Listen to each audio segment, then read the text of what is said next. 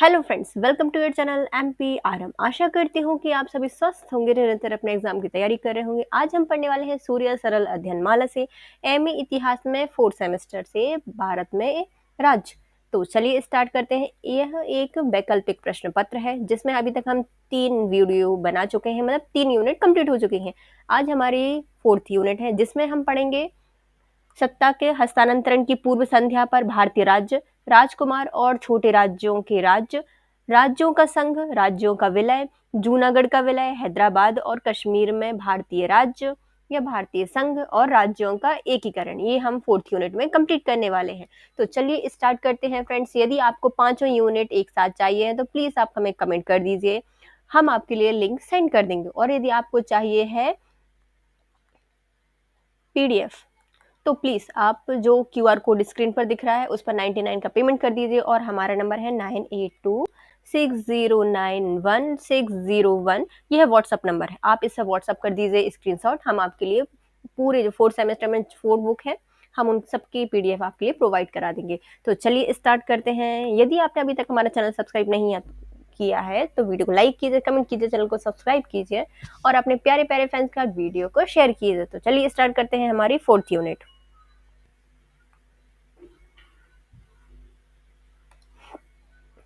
Question है 1947 में भारत विभाजन के लिए उत्तरदायी परिस्थितियों का विश्लेषण कीजिए। उन परिस्थितियों का वर्णन कीजिए जिनके कारण भारत विभाजन हुआ था। क्या इसे रोका जा सकता था? इसको हमें पढ़ना है। भारत विभाजन के कारण। भारतीय राजनीति में भारत विभाजन का प्रश्न बड़ा ही महत्वपूर्ण है। कांग्रेस के साथ अल्पसंख्यक वर्ग, मुस्लिम लीग के अतिरिक्त कोई नहीं चाहता था कि विभाजन हो भारत का। केवल मुस्लिम लीग ही भारत विभाजन चाहती थी और उसको अपने उद्देश्य में पूर्ण सफलता भी मिली है। विभाजन के कारण के लिए कांग्रेस, मुस्लिम लीग और ब्रिटिश सरकार तीनों ही उत्तरदायी थे। विभाजन के लिए महत्वपूर्ण कारण निम्नलिखित थे। पहले आते हैं विभाजन के उत्तरदायित्व। विभाजन या जो कांग्रेस है उसका उत्तरदायित्व कितना है विभाजन के लिए? कांग्रेस अखंड भारत में विश्वास रखती थी, वह द्विराष्ट्र को नहीं मानती थी। उसने मुस्लिम लीग को सदा ही अवहेलना की, लेकिन मुस्लिम लीग है उसकी सदा अवहेलना की। कांग्रेस की इस घोषणा ने कि वह देश के किसी भी भाग को भारतीय संघ में रहने के लिए बाध्य नहीं करेगी। पाकिस्तान की मांग को सहायता प्रदान करना था। कांग्रेस के नेता गृह युद्ध की भयंकरता तथा अंतकालीन सरकार में सम्मिलित मुस्लिम लीग के प्रतिनिधियों के कार्य से घबरा गए थे और इन्होंने पाकिस्तान की मांग को स्वीकार कर लिया। कांग्रेस सिद्धांत या आदर्श के बेग में बह गए। वह अपने राष्ट्रीय आदर्श में बहुत प्रभावित थे। उन इसका लाभ मुस्लिम लीग ने पंजाब और पश्चिम उत्तर सीमा प्रांत बंगाल में हिंदुओं के साथ अमानुषीय व्यवहार करने में उठाया। उनकी जो हमारी कांग्रेस थे बहुत ज्यादा उदारवादी थे, आदर्श विवेक वाले थे, तो बस इसका फायदा मुस्लिम लीग ने उठाया और दंगे करवा दिए। नेक्स्ट आते हैं अंग्रेजों का उत्तरदायित्व। अंग्रेज तो बहुत ज्यादा ही इसके लिए उत्तरदायी माने जाते हैं। सांप्रदायिकता की बीज बोने का पूर्ण उत्तरदायित्व अंग्रेजों को जाता है। इन्होंने सदा ही विभेद की नीति अपनाई है। प्रारंभ में इन्होंने हिंदुओं को अपनी ओर मिलाकर मुसलमानों को पंगु बना दिया। जब हिंदुओं ने पर्याप्त उन्नति कर ली, उनमें राष्ट्रीयता की भावना का उदय हो गया, तो इन्होंने मुसलमानों को अपनी ओर मिला लिया। मुस्लिम लीग की स्थापना की अंग्रेजों के द्वारा कांग्रेस का एक प्रतिद्वंदी बनाने के लिए ही 1916 में कांग्रेस और मुस्लिम लीग में जब समझौता हो गया था तो अंग्रेज बड़े चकित हुए थे, भैया हम तो इनको लड़वाना चाहते थे लेकिन ये तो एक हो गए। नेक्स्ट आता है मुस्लिम लीग का उत्तरदायित्व। मुख्य तो हम मुस्लिम लीग को ही मानते हैं ना, तो मुस्लिम लीग को पढ़ेंगे। 1930 में लीग का अधिवेशन इलाहाबाद में हुआ। इसके सभापति थे डॉक्टर इकबाल। इन्होंने कहा था कि मैं चाहता हूं कि पंजाब, उत्तर सीमा प्रांत, सिंध, बलूचिस्तान को सम्मिलित करके एक राज्य बना दिया जाए। राष्ट्रीय आंदोलन में अंग्रेजों द्वारा फूट डालो राज करो की नीति के अंतर्गत मुस्लिम लीग और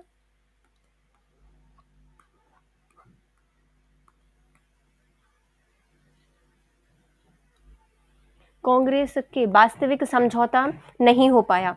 अंग्रेजों ने मुसलमानों को अपनी ओर मिलाकर सांप्रदायिक दंगे कराए। अंत में फरवरी 1947 को श्री एटली की घोषणा में मुस्लिम लीग पाकिस्तान की अपनी मांग पर डटी रही। इन्होंने स्पष्ट कर दिया कि मुस्लिम लीग और अंग्रेजों में गठबंधन हो गया है।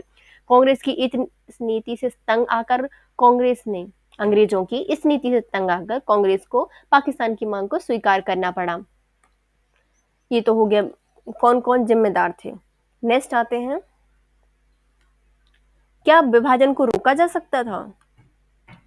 इस प्रश्न पर अनेक से विद्वानों ने विचार व्यक्त किए हैं। इसमें पहले आते हैं के अजीज। इन्होंने लिखा है कि सर आइवर जैनिंग का विचार है कि सन 1945 में हिंदू और मुसलमानों के बीच ढीले ढाले संघ के रूप में संयुक्त भारत की स्थापना संभव थी, यदि हिंदू यह मान लेते कि मुसलमानों के लिए इस्लामी आदर्शों के अनुसार पृथक राज्य की स्थापना करना है। कांग्रेस इस बात को मानने से इनकार कर देती है, अतः पाकिस्तान का जन्म अवश्यंभावी हो गया था।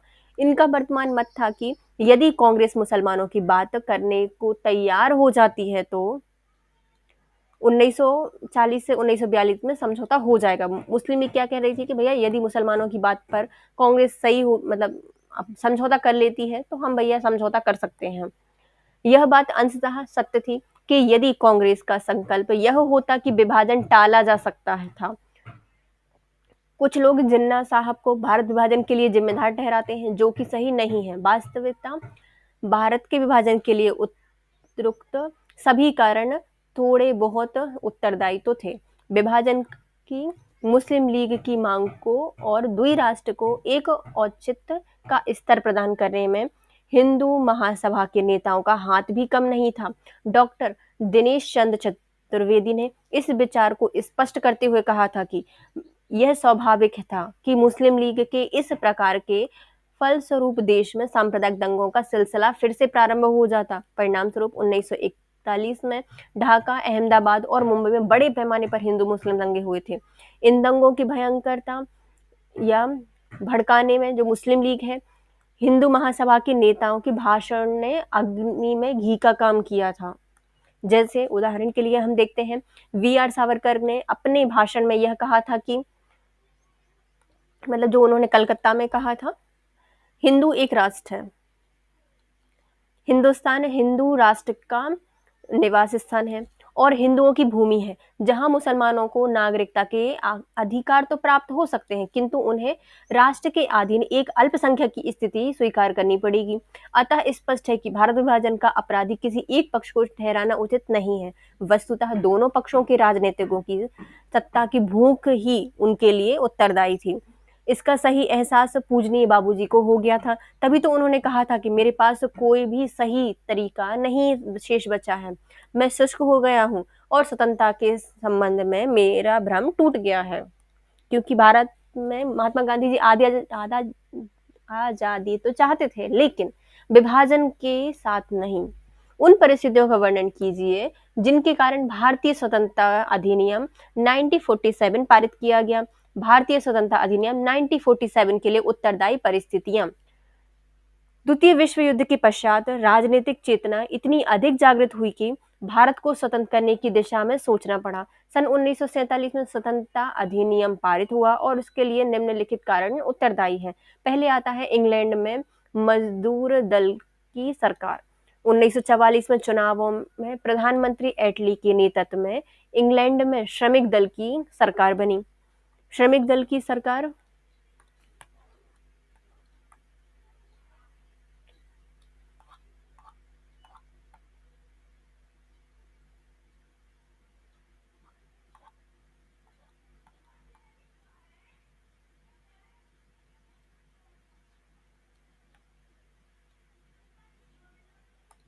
शीघ्र स्वतंत्रता प्रदान करने के पक्ष में थी। एटली ने भारत को स्वाधीनता प्रदान करने की दृष्टि से माउंटबेटन को भारत का गवर्नर जनरल बनाकर भेजा। यदि ब्रिटेन में इस समय श्रमिक दल की सरकार ना होती तो संभवतः भारत की स्वतंत्रता के लिए और भी प्रतीक्षा करनी पड़ती। नेक्स्ट आते हैं पुलिस और समुद्री सेना का विद्रोह। कालांतर में अंग्रेजों के विद्रोह विरुद्ध न केवल जनता में वरन पुलिस सैनिक में भी विद्रोह हो गया था। अंग्रेजों ने भारत में पुलिस और सेना के बल पर शासन किया था, परंतु अब पुलिस विभाग में भी हड़तालें होने लगी थी। श्री बीपी मेनन के शब्दों में, इन घटनाओं ने अंग्रेजों की आंखें खोल दी थी। इन्होंने समझ लिया था कि भारत राष्ट्रवाद को अब सेना में घुसने से कोई नहीं रोक सकता। भारतीय सेना अब राष्ट्रवाद की ओर से झुकने लगी थी। भारत में इतनी ब्रिटिश सेनाएं नहीं थी कि वे सब जगह उसे भेज सकते थे। नेक्स्ट आते हैं द्वितीय विश्व युद्ध से उत्पन्न परिस्थितियां। भारत की स्वाधीनता के पक्ष में इंग्लैंड में वातावरण द्वितीय विश्व युद्ध के समय बन गया था। 1939 में द्वितीय विश्व युद्ध आरंभ हुआ। उस समय जर्मनी अंग्रेजों के विरुद्ध लड़ रहा था। इंग्लैंड में इंग्लैंड ने भारत को भी इस युद्ध में एक पक्ष घोषित कर दिया। जो कांग्रेस है इसने इनका विरोध किया।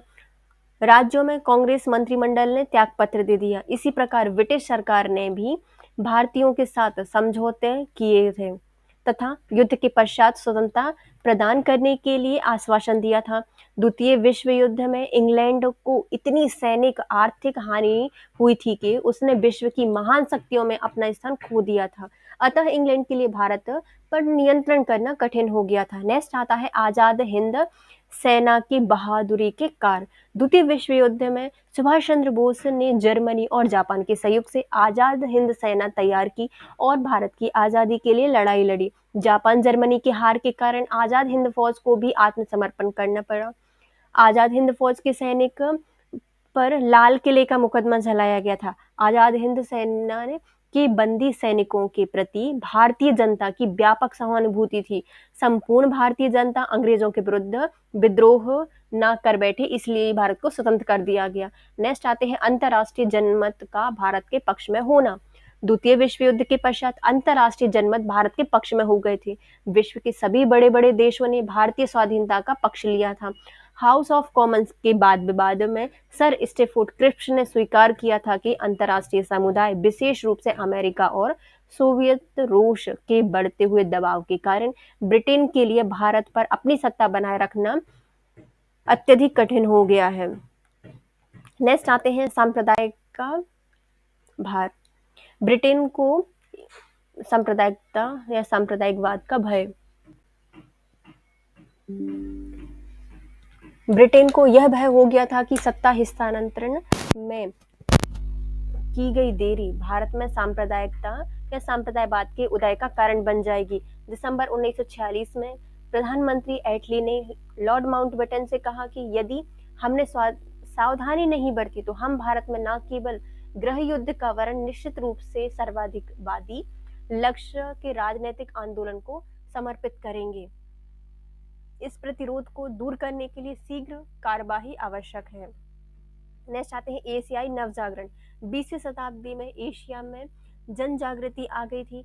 पश्चिमी राष्ट्रों के शोषण से मुक्त होने की इच्छा उत्पन्न हुई और मध्य पूर्व एवं सुदूर पूर्व में देशों में उपनिवेशवाद का अंत करने के लिए प्रगतिशील आंदोलन प्रारंभ हो गए। भारत इसमें मार्गदर्शक था।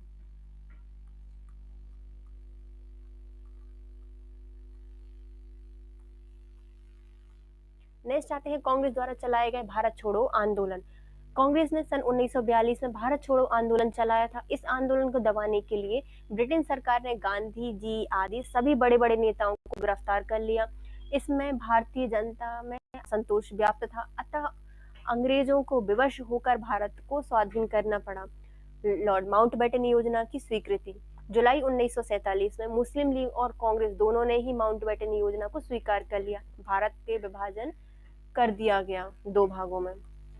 नेक्स्ट आते हैं भारतीय स्वतंत्रता अधिनियम 1947 की प्रमुख धाराओं का वर्णन कीजिए। अब भारतीय स्वतंत्रता अधिनियम राज्यों को क्राउन के प्रति अपने समस्त उत्तरदायित्व से मुक्त कराता है। उन्हें पूर्ण स्वतंत्रता प्राप्त है। वह कानूनी और औपचारिक अर्थों में सार्वभौमिक है। लॉर्ड माउंटबेटन स्पष्ट कीजिए।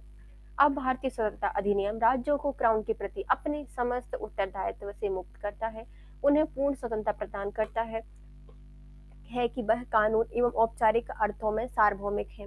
लॉर्ड माउंटबेटन के इस जो शब्द है इसको स्पष्ट करना है। पहले आते हैं भारत स्वतंत्रता अधिनियम की धाराएं। लॉर्ड एटली ने सन 1946 में यह घोषणा की कि ब्रिटिश सरकार शीघ्र ही भारतीयों को पूर्ण स्वाधीनता प्रदान करने वाली है। इसी उद्देश्य इन्होंने लॉर्ड माउंटबेटन को भारत का वायसराय बनाकर भेजा। लॉर्ड माउंटबेटन ने भारत आकर विभिन्न धर्म एवं वर्ग के लोगों और देशी रियासतों में स्वाधीनता की दिशा में बातचीत प्रारंभ कर दी। तत्पश्चात 14 जुलाई 1947 को ब्रिटिश कॉमन्स ब्रिटिश कॉमन सभा में एक विधेयक प्रस्तुत किया गया जो 18 जुलाई 1947 को पारित हो गया था। इस अधिनियम की प्रमुख धाराएं इस प्रकार हैं। 2 स्वाधीन राज्यों की स्थापना। इस अधिनियम के द्वारा भारत को स्वाधीन एवं संप्रभु राज्य भारत और पाकिस्तान में विभाजित कर दिया गया। 15 अगस्त 1947 को भारत एवं पाकिस्तान की स्वतंत्र राज्यों की स्थापना हुई और ब्रिटिश सरकार ने इन्हें पृथक-पृथक सत्ता हस्तांतरित कर दी। सम्राट की प्रभु सत्ता को समाप्त कर दिया गया। रियासत एवं उनके शासकों के संबंध में जो संधि समझौते ब्रिटिश सम्राट द्वारा किए गए थे वे समाप्त हो गए। यह व्यवस्था की गई कि नए राज्य एवं देशी रियासतों के मध्य बातचीत होने से पूर्व सरकार पूर्ववत चलती रहेगी। नेक्स्ट आते हैं पृथक पृथक विधानसभाओं की स्थापना। दोनों राज्यों में संविधान का निर्माण करने के लिए पृथक पृथक संविधान सभाओं की स्थापना की गई थी। जब तक दोनों देशों की संविधान सभाएं अपने अपने संविधान का निर्माण नहीं कर लेती तब तक उन्हें वर्तमान अधिनियम के द्वारा अपना शासन चलाना होगा। इस प्रकार नवीन संविधान के द्वारा दोनों देशों को विधान सभाओं की औपनिवेशिक व्यवस्थापिका सभाओं के रूप में दे दी गई थी। ये विधान सभाएं उन सब अधिकारों का प्रयोग कर सकती थी जिन्हें केंद्रीय धारा सभाएं प्रयोग करती थी। सीमाओं में परिवर्तन। दोनों राज्य की सीमाओं का वर्णन किया गया है, यद्यपि यह भी व्यवस्था की गई थी कि दोनों राज्य स्वेच्छा से अपनी अपनी सीमाओं में परिवर्तन कर सकते हैं।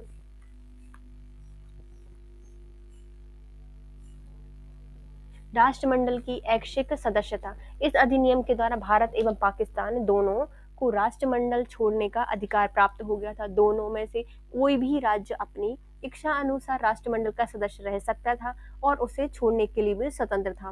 नेक्स्ट आते हैं पृथक पृथक गवर्नर जनरल के पद की व्यवस्था।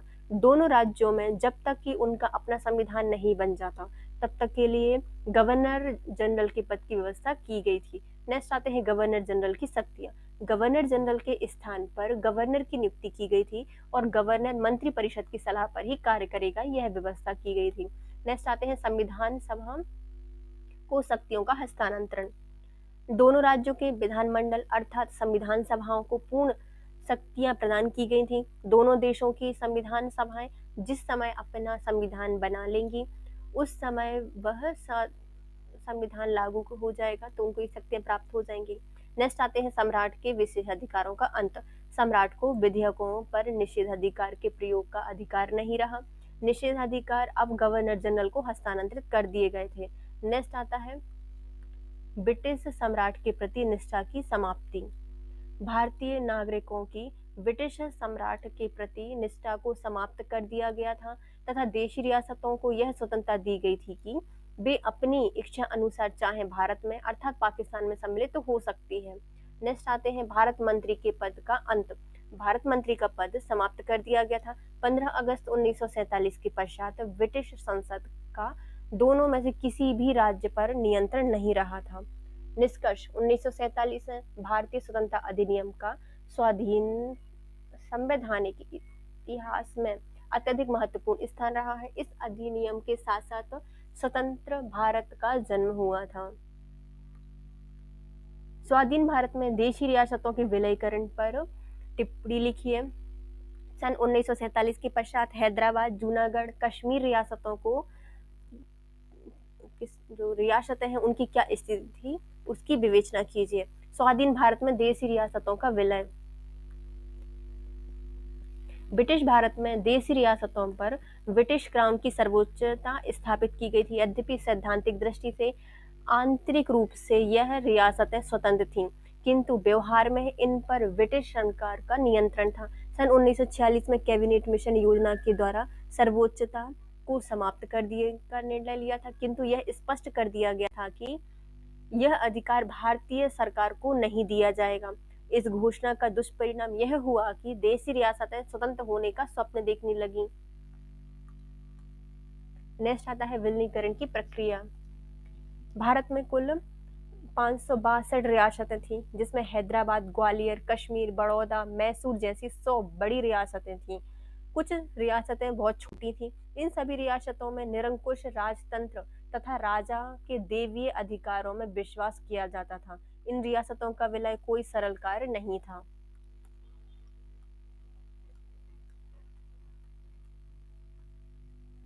किंतु सरदार वल्लभ भाई पटेल ने इस कार्य को करने में असाधारण योग्यता का परिचय दिया और रियासतों से अपील की कि वे भारत की अखंडता को बनाए रखें और सहयोग दें। इस ओर तो उन्होंने छोटी छोटी रियासतों को मिलाकर एक बड़े राज्य बनाए और दूसरी ओर इन राज्यों में प्रजातांत्रिक प्रणाली को लागू कर दिया। उदाहरणतः 1947 में उड़ीसा, छत्तीसगढ़ में 39 राज्यों को उड़ीसा में, मध्य प्रदेश में विलय कर दिया गया था। भारतीय रियासतों में सबसे बड़ा संघ बृहत्तर राजस्थान संघ था, जिसका निर्माण 30 मार्च 1949 को हुआ था। यह राज्य भारत की बृहद राजनीतिक प्रशासनिक इकाइयों में से एक था। इसमें 15 प्राचीन राजपूत रियासतें थीं। बड़ौदा की बड़ी रियासतें 1 जुलाई मतलब 1 मई 1949 को मोरी प्रांत में मिला दी गई थी बड़ौदा की। भोपाल, कूच बिहार, त्रिपुरा, मणिपुर केंद्रीय प्रशासन के नियंत्रण में आ गया था। नवंबर 1949 तक जूनागढ़, हैदराबाद, कश्मीर को छोड़कर सभी भारतीय रियासतों का विलय पूर्ण हो चुका था। सरदार वल्लभ भाई पटेल की प्रशंसा करते हुए लॉर्ड माउंटबेटन ने कहा था कि रियासत मंत्रालय के अध्यक्ष दूरदर्शी राजनीतिज्ञ सरदार वल्लभ भाई पटेल के प्रयत्नों में से एक योजना बनाई गई है जो मुझे रियासतों और भारतीय डोमिनियन के लिए एक सी उत्तरदायी प्रतीत होती है। नेक्स्ट आते हैं जूनागढ़, हैदराबाद और कश्मीर की रियासतों के विलीनीकरण हेतु सेना की सहायता लेनी पड़ी थी। पहले आता है जूनागढ़। जूनागढ़ काठियावाड़ की एक छोटी सी रियासत थी जिसकी बहुसंख्यक प्रजा हिंदू थी और शासक मुसलमान था। शासक ने पाकिस्तान में प्रवेश पत्र पर हस्ताक्षर करे थे, जिसके कारण जनता ने विद्रोह कर दिया। स्थिति इतनी विकट हो गई कि शासक के जीवन को खतरा उत्पन्न हो गया। विवश होकर उसने 9 नवंबर 1947 को राज्य के मुस्लिम दीवान ने भारत सरकार से प्रार्थना की कि वह राज्य में कानून व्यवस्था स्थापित करने में मदद करे। फरवरी 1948 में जनमत कराया गया जो पूर्णतः भारत में प्रवेश के पक्ष में था। अंततः 20 जनवरी 1949 को जूनागढ़ के प्रवेश को काठियावाड़ के संयुक्त राज्य में विलीन कर दिया गया था। नेक्स्ट आते हैं हैदराबाद। हैदराबाद सबसे बड़ा राज्य था जिसका क्षेत्रफल 82,313 वर्ग मील था और इनकी जनसंख्या 1.86 करोड़ थी। यहाँ की बहुसंख्यक प्रजा हिंदू किंतु शासक मुसलमान था। यह रियासत भारतीय संघ के मध्य में स्थित थी। भारत सरकार ने हैदराबाद के निजाम से भारत डोमिनियन में सम्मिलित होने के लिए कहा, किंतु कासिम रिजवी जिसे रजाकार के प्रभाव के कारण निजाम ने इसे पेशकश को अस्वीकार कर दिया। भारत सरकार के निजाम को सहमत कराने के लिए प्रयत्न असफल रहे। पाकिस्तान की सहायता से निजाम ने भारत सरकार से लड़ने के लिए एक सेना तैयार कर ली। परिणाम स्वरूप भारत सरकार ने भी रियासतों के विरुद्ध सैनिक कार्यवाही करने का निश्चय किया। 13 सितंबर 1948 को हैदराबाद के विरुद्ध पुलिस कार्यवाही शुरू की गई और 3 दिन के पश्चात निजाम को पराजित कर रियासत के अल्पकाल के लिए सैनिक प्रशासन लागू कर दिया गया। अंत में 1 नवंबर 1948 को हैदराबाद भारतीय संघ में सम्मिलित हो गया। यहाँ लोकतांत्रिक शासन की स्थापना कर दी गई और निजाम को वैधानिक अध्यक्ष बना दिया गया। नेक्स्ट आता है कश्मीर। कश्मीर रियासत का कुल क्षेत्र 84,471 वर्ग मील है। जनसंख्या 44 लाख थी। यहाँ की बहुसंख्यक प्रजा मुस्लिम और शासक हिंदू था। 15 अगस्त 1947 ईस्वी तक यहाँ का शासक भी किसी भी डोमिनियन में सम्मिलित नहीं होना चाहता था। लॉर्ड माउंटबेटन ने शासक को सलाह दी कि वह इच्छा के अनुसार या इच्छा अनुसार ही किसी भी डोमिनियन में सम्मिलित होने का निर्णय ले सकता है। कश्मीर का शासक असमंजस की स्थिति में था क्योंकि वह भारत और पाकिस्तान दोनों के साथ यथावत पूर्ण समझौता करना चाहता था। 15 अगस्त 1947 को शीघ्र पश्चात पाकिस्तान की सहायता से कबायलियों लोगों ने रियासत पर सीमांत हमले करना प्रारंभ कर दिया। कबायली जो लोग थे इन्होंने श्रीनगर पर कब्जा करने के लिए गए। तभी कश्मीर के शासक ने भारत सरकार से सहायता मांगी। भारतीय सेना की सहायता से आकांक्षाओं को खदेड़ दिया गया। भारत के गवर्नर जनरल ने स्पष्ट किया कि भारत सरकार की यह नीति है कि जिस रियासत में प्रवेश के सवाल पर विवाद हो रहा हो, उसमें प्रवेश के प्रश्न का निर्णय रियासत की जनता की इच्छा अनुसार लिया जाए। इसके अनुसार मेरी सरकार की मेरी सरकार से ये इच्छा है कि कश्मीर में कानून व्यवस्था स्थापित होने पर उनकी भूमि में आकांक्षाएं के हट जाने पर प्रवेश के प्रश्न का निर्णय जनता से पूछकर किया जाएगा। 21 दिसंबर 1947 को भारत ने संयुक्त राष्ट्र संघ से अपील की कि वह पाकिस्तान के उत्तर पश्चिमी लुटेरों को भारत पर आक्रमण करने से रोकें। 1 जनवरी 1949 में पाकिस्तान और भारत के मध्य युद्ध विराम संधि हुई। कश्मीर का कुछ भाग पाकिस्तान के अधिकार में आ गया। संयुक्त राष्ट्र संघ इस विषय में कुछ भी कर पाने में असमर्थ रहा। नेक्स्ट आता है पाकिस्तान की हठधर्मी के कारण कश्मीर की समस्या को हल करने के सभी प्रयास विफल रहे। जम्मू कश्मीर नेशनल कॉन्फ्रेंस और कश्मीर की संविधान सभा ने भारत में प्रवेश का समर्थन किया। वर्तमान में कश्मीर में निर्वाचन लोकतांत्रिक सरकार है, किंतु आज भी कश्मीर में कुछ भाग पर पाकिस्तान का अधिकार बना हुआ है। रियासतों के विलीनीकरण पर एक नजर। पहला आता है सर्वप्रथम उड़ीसा और छत्तीसगढ़ की 39 रियासतों का विलीनीकरण किया गया। 1 जनवरी 1948 को ये रियासतें उड़ीसा और मध्य प्रांत का हिस्सा बन गई। नेक्स्ट आता है जो अगला विलय था वह 17 दक्षिणी राज्यों का हुआ था, जिसमें मार्च 1948 के इन रियासतों को मुंबई में विलीन कर दिया गया था। बाद में इसमें कोल्हापुर को भी विलीन कर दिया गया।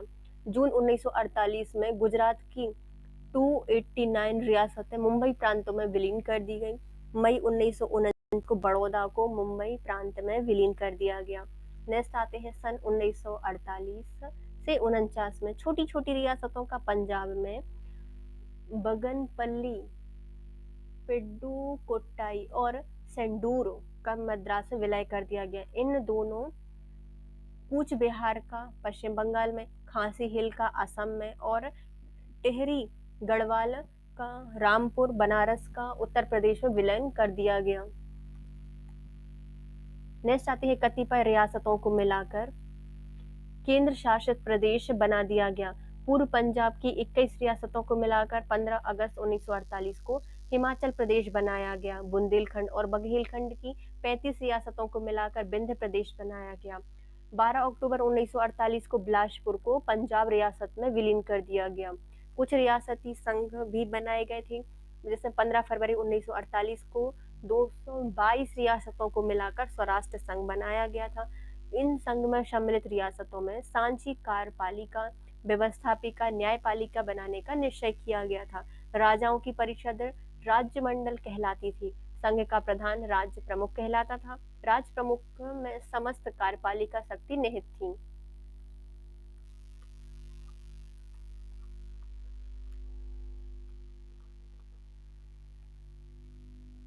18 मार्च 1948 को अलवर भरतपुर को मिलाकर मत्स्य संघ का निर्माण किया गया।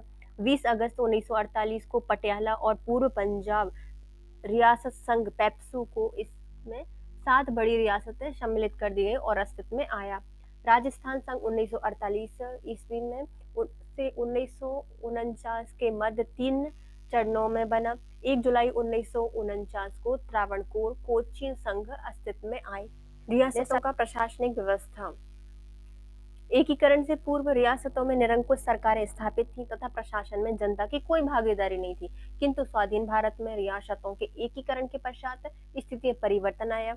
विलय समझौते के अनुसार रियासतों के राजाओं ने शासन की समस्त शक्तियां डोमिनियन सरकार को सौंप दी थी। विलीन रियासतों की जनता को प्रांतीय विधानमंडलों में प्रतिनिधित्व प्रदान किया गया था।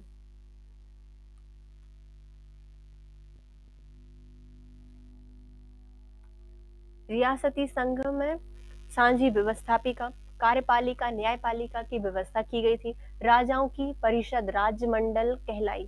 संघ का प्रधान राज प्रमुख कहलाया। इसमें समस्त कार्यपालिका शक्ति केंद्रित की गई थी। उसे परामर्श देने के लिए की मंत्री परिषद बनाई गई थी। भारत सरकार को रियासतों की जनता से पूर्ण सहानुभूति थी। रियासतों का प्रांतों में विलीनीकरण करके रियासतों की जनता को प्रांतों की जनता के समान ही अधिकार प्रदान किए गए थे। रियासती संघों में उत्तरदायी शासन की स्थापना की गई थी। केंद्र शासित प्रदेशों की जनता को प्रशासनिक अधिकारों से वंचित रखा गया था। नेक्स्ट आते हैं, आगामी वर्षों में भाषाई आधार पर राज्यों के पुनर्गठन की मांग की गई। गृह मंत्रालय में एक प्रस्ताव के आधार पर राज्य पुनर्गठन आयोग की नियुक्ति की गई, जिसके अध्यक्ष श्री फजल अली थे और आयोग के अन्य सदस्य में थे पंडित हृदयनाथ कुंजरू और के एम पणिक्कर।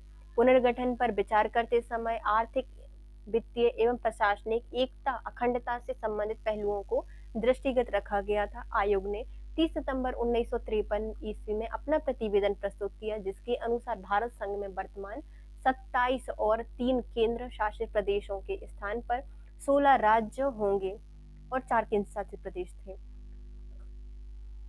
और कुछ संपूर्ण राज्य और कुछ राज्यों के अंश अन्य राज्यों में मिला दिए गए थे।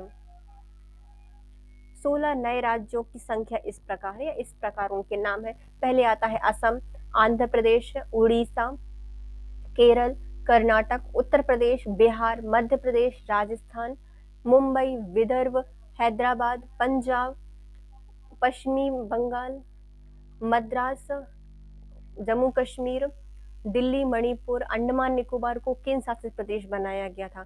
सन 1960 में भाषाई आधार पर मुंबई के स्थान पर गुजरात और महाराष्ट्र के राज्य अस्तित्व में आए थे। नेक्स्ट आते हैं, 1962 में नागालैंड का नवीन राज्य स्थापित हुआ। सन 1966 में गोवा, दमन द्वीप को केंद्र शासित प्रदेश बना दिया गया। इसी वर्ष पंजाब पुनर्गठन अधिनियम के तहत पंजाब के स्थान पर पंजाब एवं हरियाणा के नवीन राज्य बने। चंडीगढ़ को केंद्र शासित प्रदेश बनाया गया। 1971 में हिमाचल प्रदेश अस्तित्व में आया। इसी वर्ष मणिपुर, मेघालय और त्रिपुरा को राज्य का दर्जा प्रदान किया गया था। स्वतंत्र उत्तर भारत में शहर भारतीय रियासतों के शासकों के विशेषाधिकार को समाप्त कर दिया गया। राष्ट्रपति के आदेश अनुसार पीवी का जो पर्श है, पीवी पर्श को प्रतिबंधित करने की अपील की गई। सर्वोच्च न्यायालय द्वारा ठुकरा दिया गया, किंतु अंत में 1971 में रियासती शासकों के विशेषाधिकार और पीवी पर्श समाप्त कर दिए गए थे। कब? 1971 में समाप्त किए गए थे। स्वतंत्र भारत के संविधान की प्रमुख विशेषताओं का वर्णन कीजिए। भारतीय संविधान लिखित और संसार का सबसे विस्तृत संविधान है। इस आधार पर भारतीय संविधान की विशेषताओं का उल्लेख कीजिए। भारतीय संविधान की विशेषताएं। 15 अगस्त 1947 को भारत में अंग्रेजी शासन समाप्त हो गया। इसके बाद औपनिवेशिक स्वराज्य प्राप्त हुआ। हम अपने कार्यों को पूर्ण करने के लिए स्वतंत्र हो गए। भारत के संविधान सभा ने भारत का नवीन संविधान निर्मित किया। 26 नवंबर 1949 को नवीन संविधान बनाकर तैयार हुआ। इस संविधान के अध्यक्ष डॉक्टर राजेंद्र प्रसाद भारत के प्रथम राष्ट्रपति थे। यह संविधान 26 जनवरी 1950 को क्रियान्वित किया गया। भारतीय संविधान में अनेक गुण और उनकी विशेषताएं विद्यमान हैं, जो कि हम अभी देखते हैं। पहले आते हैं, संपूर्ण प्रभुत्व संपन्न लोकतांत्रिक गणराज्य। भारतीय संविधान पूर्ण शक्ति संपन्न लोकतांत्रिक शासन था। यह राज्य आंतरिक एवं बाहरी मामलों में पूर्ण रूप से स्वतंत्र है। यह संविधान पर किसी विदेशी शक्ति का प्रभाव नहीं है। संविधान प्रजातांत्रिक है। जनता द्वारा चुने गए प्रतिनिधि सरकार का निर्माण करते हैं। राष्ट्रपति का पद होता है राजा या रानी का नहीं। जनता परोक्ष रूप से राष्ट्रपति को निर्वाचित करती है। वयस्क मताधिकार है। 18 वर्ष की स्त्री या पुरुष वोट देने का अधिकार रखते हैं। संविधान सर्वोच्च है।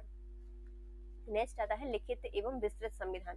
भारतीय संविधान लिखित है। यह दुनिया का सबसे विस्तृत संविधान है। भारतीय संविधान में 395 धाराएं, 8 अनुसूचियां हैं। अमेरिका के संविधान में 7, कनाडा में 166, ऑस्ट्रेलिया में 128 धाराएं हैं। इस संविधान के विस्तृत होने का कारण भारत में नागरिकता, मौलिक अधिकार, राज्य के नीति निर्देशक तत्व, केंद्र शासन, राज्य शासन का स्वरूप, निर्वाचन, भाषा, लोक सेवाएं, अल्पसंख्यक जातियां, कार्यपालिका, व्यवस्थापिका, न्यायपालिका के आपस के संबंध आदि हैं। कठोर एवं लचीलापन संविधान का। भारतीय संविधान परिवर्तनशील है भी और नहीं भी। परिस्थितियों के अनुसार हम इसमें परिवर्तन कर सकते हैं। लचीलेपन के साथ साथ कठोर भी है। कुछ विषयों में संविधान की धाराओं में उस देश में संशोधन किया जा सकता है जब संसद के लोकसभा और राज्यसभा का दो तिहाई बहुमत हो और कम से कम आधे राज्य भी सहमत हो, इसलिए यह कठोर लक्षण का प्रतीक है। लचीलेपन के लिए संसद के दो तिहाई बहुमत में संशोधन हो सकता है। इस प्रकार भारतीय संविधान में दोनों का विचित्र मिश्रण है। नेक्स्ट आता है धर्मनिरपेक्ष राज्य। भारत को एक धर्मनिरपेक्ष राज्य का दर्जा संविधान ने दिया है। राज्य किसी विशेष धर्म के साथ पक्ष या विरोध नहीं करेगा। भारत के प्रत्येक नागरिक को स्वयं का धर्म पालन करने की पूरी आजादी है। कोई किसी व्यक्ति पर दबाव डालकर धर्म परिवर्तन नहीं करा सकता। धर्म के विषय में संविधान तटस्थ रहेगा। नेक्स्ट आता है मौलिक अधिकार। भारतीय संविधान में नागरिकों को मौलिक अधिकार या मूल अधिकार प्रदान किए गए हैं। 7 प्रकार के मौलिक अधिकार दिए गए हैं। स्वतंत्रता, समानता, धार्मिक स्वतंत्रता, संस्कृति, शिक्षा, शोषण के विरुद्ध, संपत्ति का अधिकार, मौलिक अधिकारों की रक्षा का अधिकार दिया गया है। यदि नागरिक को इन अधिकारों का हनन या कुठाराघात हो रहा है तो सर्वोच्च न्यायालय में प्रार्थना या अपील करने की रक्षा कर सकता है, मतलब करके ये रक्षा प्राप्त की जा सकती है। नेक्स्ट आता है एकात्मक संघात्मक राज्य। एकात्मक संघात्मक राज्य। भारतीय संविधान एकात्मक और संघात्मक दोनों प्रकार का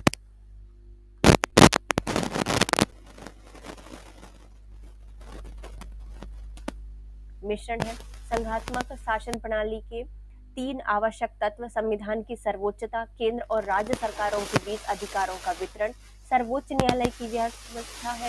इस दृष्टि से हमारा संविधान संघात्मक है, किंतु आपातकाल या संकट काल के समय में यह संविधान एकात्मक हो जाता है। भारतीय राष्ट्रपति को यह अधिकार दिया गया है कि पूरे देश में केंद्र शासन लागू करे। इस प्रकार आवश्यकता अनुसार हमारा संविधान एकात्मक और संघात्मक दोनों है। नेक्स्ट आता है स्वतंत्र न्यायपालिका। भारतीय संविधान में एक स्वतंत्र निष्पक्ष न्यायपालिका की व्यवस्था की गई है। कार्यपालिका और व्यवस्थापिका के किसी भी दबाव से यह स्वतंत्र रहेगी। न्यायपालिका नागरिकों के मूल अधिकारों की रक्षा करती है। कोई भी नागरिक अपने अधिकारों का अपहरण होने पर न्यायालय तक पहुंच सकता है। नेक्स्ट आता है राज्य के नीति निर्देशक तत्व। भारतीय संविधान में कुछ ऐसे सिद्धांतों का उल्लेख है जो कि राज्य की नीति का प्रतिपादन करते हैं। संविधान में इन तत्वों की घोषणा एक विशेषता है। सरकार इन तत्वों का पालन करने के लिए बाध्य नहीं होती, फिर भी इनका प्रयोग करना आवश्यक समझती है क्योंकि इनके पीछे नैतिक बल होता है। लोक कल्याणकारी राज्य में राज्य के नीति निर्देशक तत्वों का पालन करने से ही उन्नति संभव हो सकती है। नेक्स्ट आती है राष्ट्रभाषा। ऐसे तो भारतीय संविधान में 15 भाषाओं की मान्यता दी गई है, लेकिन हिंदी भाषा को राष्ट्रभाषा के रूप में स्वीकार किया गया है। संविधान में प्रांतीय भाषाओं की उपेक्षा नहीं की गई है। देश के अधिकतर लोगों की भाषा हिंदी है, इसलिए हिंदी को राष्ट्रभाषा का गौरव मिला है। राष्ट्रभाषा नहीं है, इसमें है राज्य भाषा है। क्या है? राज्य भाषा का गौरव मिला हुआ है। नेक्स्ट आता है हमारी संसदीय सरकार। हमारे देश में संसदीय सरकार है। संसद सबसे अधिक शक्तिशाली है। यद्यपि संघ का प्रधान राष्ट्रपति होता है, किंतु इसमें शक्तियों का वास्तविक प्रयोग मंत्रिमंडल करती है। जो वास्तविक प्रयोग करते हैं शक्तियों का, वो कौन करता है? मंत्रिमंडल करता है, और मंत्रिमंडल संसद के प्रति वफादार होती है। इस प्रकार सरकार का निर्माण संसद में होता है। नेक्स्ट आते हैं हमारे वयस्क मताधिकार। भारतीय संविधान में प्रत्येक 18 वर्ष के वयस्क या जवान को, चाहे स्त्री हो पुरुष हो, उनको वोट देने का अधिकार है। राज्य के इस संबंध में भेदभाव नहीं होगा। केवल पागल, दिवालिया, विदेशी, मुजरिम को मताधिकार से वंचित रखा जाएगा। नेक्स्ट आते हैं अल्पसंख्यकों का रक्षक। हमारा संविधान में अल्पसंख्यकों को विशेष अधिकार देकर उनकी रक्षा का पूरा प्रबंध किया गया है। शिक्षा प्राप्त करने, नौकरी आदि में उनके पद सुरक्षित रखे जाते हैं। उनको विशेष अधिकार इसलिए दिए जाते हैं कि वह वर्षों तक दबे थे। नेक्स्ट आते हैं संघात्मक शासन में दोहरी नागरिकता होती है। संघ शासन में दोहरी राज्य भक्ति होती है। प्रत्येक नागरिक जिस राज्य का निवासी होता है उसकी नागरिकता तथा संघ की नागरिकता भी होती है। परंतु भारतीय संविधान में दोहरी नागरिकता का अभाव है। प्रत्येक नागरिक, वह किसी भी राज्य का निवासी हो, वह केवल भारतीय गणराज्य का नागरिक होता है। नेक्स्ट आता है सर्वोच्च न्यायालय का महत्व। भारत का सर्वोच्च न्यायालय देश के संविधान का रक्षक है। वह नागरिकों के मौलिक अधिकारों की रक्षा करता है। राष्ट्रपति के न्याय संबंधी क्षमा आदि के सीमित अधिकारों के अलावा सर्वोच्च न्यायालय के फैसले को कोई शक्ति प्राप्त या समाप्त नहीं कर सकती। न्यायालय के प्रशासन में किसी प्रकार का हस्तक्षेप नहीं किया जा सकता। सचमुच भारत का न्यायालय सर्वशक्तिमान और संपन्न संस्थान है। यह संसद के संविधान विरोधी कार्य और कानून पर भी नियंत्रण रखता है।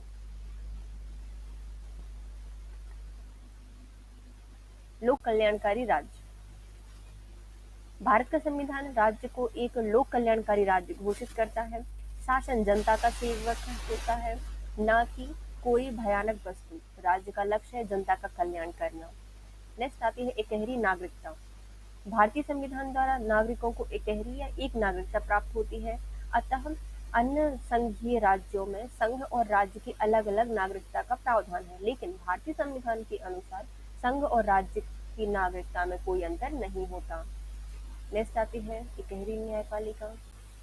भारत में केवल नागरिकता ही नहीं बल्कि इकहरी न्याय व्यवस्था भी की गई है। भारत की न्याय व्यवस्था उच्चतम न्यायालय से लेकर लघु न्यायालयों तक एक श्रृंखला से होती है। न्यायालयों की संपूर्ण व्यवस्था सर्वोच्च न्यायालय के अंतर्गत ही होती है। नेक्स्ट आता है महिलाओं को समानता का अधिकार। भारतीय संविधान में स्त्रियों को पुरुषों के समान ही सामाजिक और राजनीतिक अधिकार प्राप्त होते हैं। पहले स्त्रियों को तुच्छ समझा जाता था। इन अधिकारों की प्राप्ति से स्त्रियों को प्रत्येक क्षेत्र में उन्नति करने में पुरुष के समान बराबर अधिकार दिए गए हैं। नेक्स्ट आते हैं उत्तराधिकारी सरकार की स्थापना। उत्तरदायित्व सरकार की स्थापना। संविधान में मंत्रिपरिषद और कार्यकारिणी को संसद के प्रति उत्तरदायी बनाया गया है। शासन का पूर्ण भार मंत्रिपरिषद पर होता है। यह मंत्रिपरिषद उस समय तक कार्य कर सकती है जब तक कि भारतीय संसद का उस पर विश्वास हो। इस प्रकार संविधान में उत्तरदायी सरकार की स्थापना की गई है। अछूतों और उपाधियों का अंत।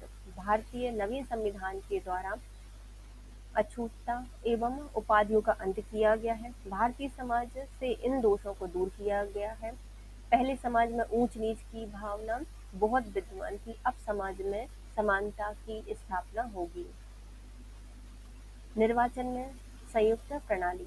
हमारे संविधान में संयुक्त निर्वाचन प्रणाली को अपनाया गया है। इस आधार पर देश प्रजातांत्रात्मक सिद्धांतों की ओर अग्रसर हो रहा है। पृथक निर्वाचन में कोई स्थान नहीं दिया गया है। पृथक निर्वाचन से सांप्रदायिकता का जहर फैलता है। राष्ट्रपति के संकटकालीन अधिकारों की व्यवस्था। संविधान में राष्ट्रपति को अधिकार दिया गया है कि वह अध्यादेश के द्वारा आपात स्थिति की घोषणा कर सकता है। ऐसी स्थिति में राज्यों की स्वतंत्रता समाप्त हो जाती है।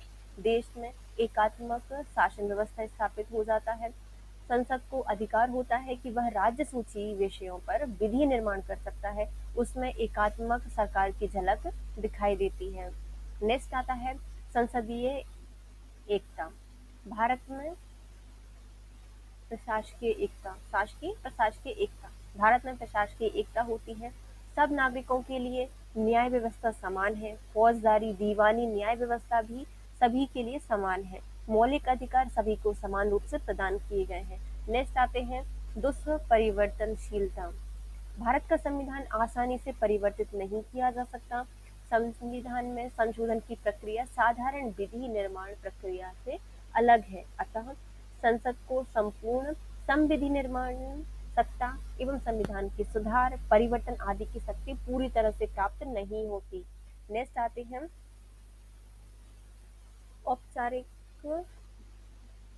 औपचारिक राष्ट्रपति। संसद में या संविधान में भारत को गणराज्य घोषित किया गया है। संविधान का अध्यक्ष राष्ट्रपति होता है, परंतु राष्ट्रपति नाम मात्र का शासक होता है। संविधान की वास्तविक शक्तियां तो प्रधानमंत्री के पास होती हैं या मंत्रिपरिषद के पास होती है। देखो, औपचारिक रूप से राष्ट्रपति को औपचारिक अध्यक्ष भी माना गया है। राष्ट्रपति सब कार्य मंत्रिमंडल की सलाह के अनुसार करता है। इस प्रकार राष्ट्रपति को मंत्रिमंडल और प्रधानमंत्री की सलाह मानने के लिए बाध्य होना पड़ता है। अतः यह नाम मात्र का एक औपचारिक शासन अध्यक्ष होता है। हमारे संविधान में वयस्क मताधिकार सांप्रदायिकता के अंत करने की व्यवस्था की गई है। भारत का संविधान विश्व के अनेक संविधानों के अध्ययन करने के बाद बनाया गया है। जेनिंग्स के अनुसार यह दुनिया का सबसे लंबा संविधान है। यह भारतीय परिस्थितियों के सर्वथा अनुकूल है। नेक्स्ट आते हैं डॉक्टर अंबेडकर और स्वतंत्र भारत का संविधान। डॉक्टर भीमराव अंबेडकर अछूतों को समानता दिलाना चाहते थे। हिंदू धर्म में छुआछूत जड़ों में भरी हुई है। भारत के वायसराय ने उनको अपने सचिव मंडल का सदस्य बनाया था। 1947 में वे संविधान सभा के सदस्य बने। संविधान उनकी अध्यक्षता में बना। वे बाबा अंबेडकर के नाम से पुकारे जाते थे। वे किसी धर्म विरोधी नहीं थे। वे महान इसलिए हैं क्योंकि इन्होंने अछूतों को समानता दिलाई है। नेक्स्ट आते हैं सन 1956 में राज्य पुनर्गठन के लिए उत्तरदायी कारण क्या थे? राज्य पुनर्गठन क्यों किया गया था, ये इसमें बताना है ना। राज्य सरकार के संगठन और पुनर्गठन पर प्रकाश डालिए। राज्य पुनर्गठन अधिनियम 1956 पर संक्षिप्त प्रकाश डालिए। राज्य सरकार का संगठन। भारतीय संविधान के प्रारंभ में ही कहा गया है कि भारत राज्यों का संघ है। इस संघ के तहत राज्य और 9 संघ शासित क्षेत्र सम्मिलित किए जाते हैं। जैसा कि कहा जा चुका है कि संघात्मक शासन प्रणाली के अंतर्गत शासन की सभी मशीनें दोहरी होती हैं और दोनों की पृथक-पृथक शासन व्यवस्था होती है। इनका अधिकार बटा रहता है और सामान्यतः दोनों सरकारें अपने-अपने अधिकार क्षेत्र में सर्वोच्च होती हैं और एक दूसरे के अधिकार क्षेत्र में अनावश्यक हस्तक्षेप नहीं करती हैं।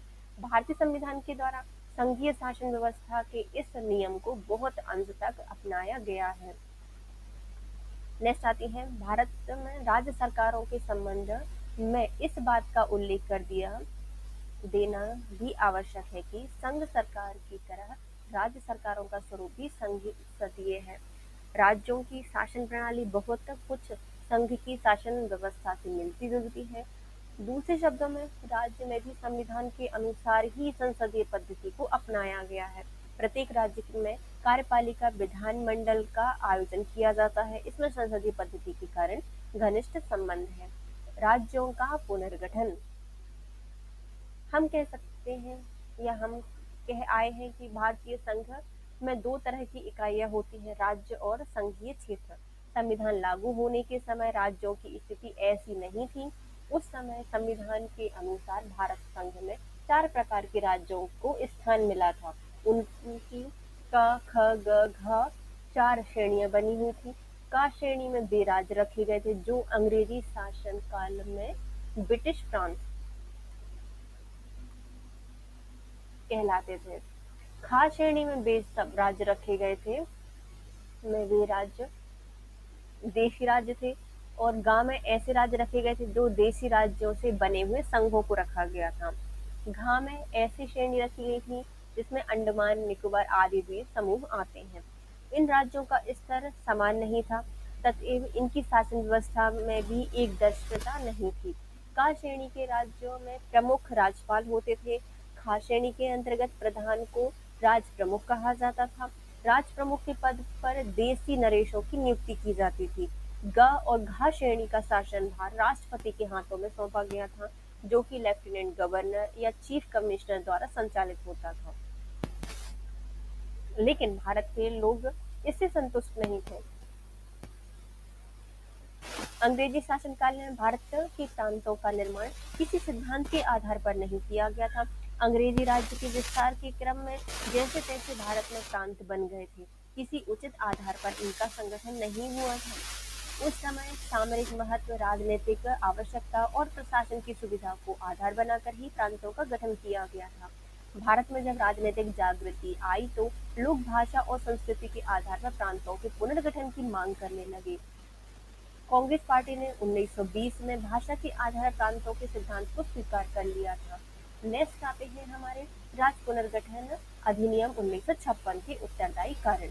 जब भारत स्वतंत्र हुआ तो भाषा के आधार पर राज्यों के पुनर्गठन की समस्या ने एक व्यापक आंदोलन का रूप धारण किया। आंध्र प्रदेश में एक आंदोलन का बहुत ही उग्र कारण रूप देखने को मिलता है। इस कारण से भारत सरकार को भाषा के आधार पर अक्टूबर 1953 में आंध्र प्रदेश राज्य का निर्माण करना पड़ा।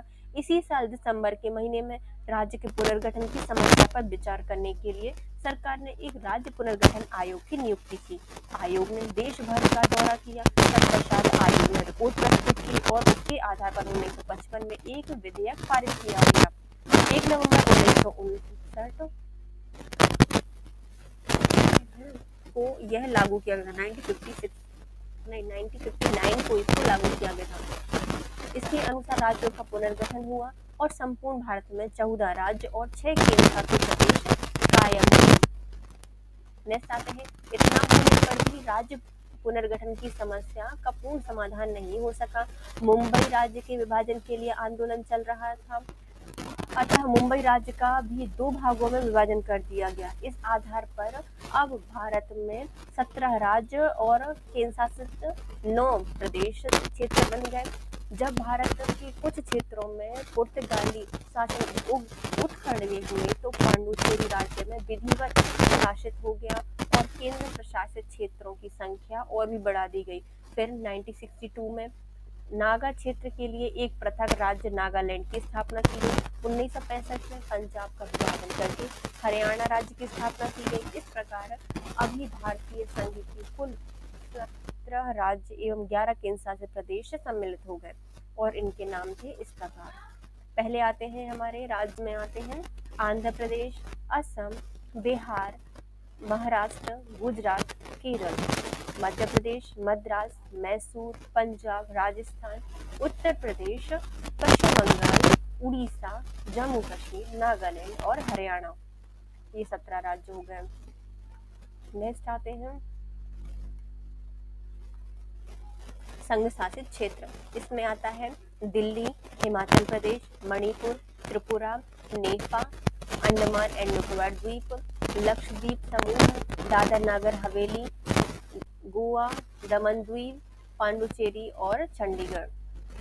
नेक्स्ट आते हैं राज्य पुनर्गठन अधिनियम लागू होने के पहले 4 श्रेणियों में राज्य के प्रशासन में समानता नहीं थी, किंतु अब ऐसी बात नहीं रही। भारत संघ में जो 17 राज्य थे उनका शासन राज्यपाल के नाम से होने लगा। संघीय क्षेत्र एवं केंद्र द्वारा प्रशासित क्षेत्रों का प्रशासन सीधे राष्ट्रपति की देखरेख में लेफ्टिनेंट गवर्नर या चीफ कमिश्नर द्वारा होता है। ऐसे संविधान में 14वें संविधान संशोधन के द्वारा इस क्षेत्रों की व्यवस्था की गई है और अब इनकी स्थापना हो गई है। अब आते हैं क्षेत्र अधिकार का वितरण। संविधान के द्वारा संघ और राज्यों के अधिकार क्षेत्र विभाजित कर दिए गए हैं। संविधान की 7वीं अनुसूची में इन अधिकार क्षेत्रों का वर्णन स्पष्ट रूप से कर दिया गया है। इसके अंतर्गत 3 सूचियां दी गई हैं, संघ सूची, राज्य सूची और समवर्ती सूची। स्वदेशी महत्व के सभी विषय संघ सूची के अंतर्गत रखे गए हैं, जिन पर केवल संघ सरकार को अधिकार है कि वह इन सूचियों में शासन 97 विषय के अंतर्गत कर सकता है। नेक्स्ट आते हैं स्थानीय महत्व के विषय। राज्य सूची के अंतर्गत रखे गए हैं, जिन पर राज्यों को ही पूर्ण अधिकार दिया गया है। इन सूची में कुल मिलाकर 66 विषय है। इसके अतिरिक्त संविधान के अंदर एक समवर्ती सूची भी है, जिसके अंतर्गत वे विषय रखे गए हैं जिन पर केंद्र और राज्य सरकार दोनों का ही अधिकार है। इस सूची के अंतर्गत 47 विषय आते हैं और यह राज्य सरकारों का क्षेत्राधिकार साधारणतः इन सूचियों के विषय पर होता है। वे जिन विषयों पर कानून बनाते हैं उन पर प्रशासन भी करती हैं या करते हैं। नेक्स्ट आते हैं स्वतंत्र भारत में राज्यों की निरंतरता एवं परिवर्तन पर एक निबंध लिखिए। स्वतंत्र भारत में राज्यों के गठन की विवेचना कीजिए। स्वतंत्र भारत में राज्य सरकारों के अंतर्गत राज्यपाल, विधानसभा, मुख्यमंत्री, मंत्रिपरिषद की स्थिति की विवेचना कीजिए। भारतीय संविधान में राज्यों की स्थिति का आकलन कीजिए। स्वतंत्र भारत में राज्यों का गठन। राज्यपाल। संविधान के अनुसार राज्यों की समस्त कार्यपालिका शक्ति और अधिकार राज्यपाल में निहित हैं। राज्य का समस्त कार्य उनके नाम से होता है। अब अपने समस्त अधिकार और शक्तियों का प्रयोग स्वयं कर सकता है तथा अपने अधीनस्थ कर्मचारियों द्वारा करा भी सकता है। राज्यों की कार्यपालिका शक्तियां भी संघीय कार्यपालिका के समान संसदीय या संसदात्मक होती हैं। अतः राज्यपाल केवल औपचारिक या नाम मात्र की कार्यपालिका है। वास्तव में कार्यपालिका की शक्ति का प्रयोग राज्य के मंत्रिपरिषद द्वारा किया जाता है। राज्यपाल की नियुक्ति। संविधान के अनुच्छेद 155 के अनुसार राज्यपाल की नियुक्ति राष्ट्रपति द्वारा की जाती है।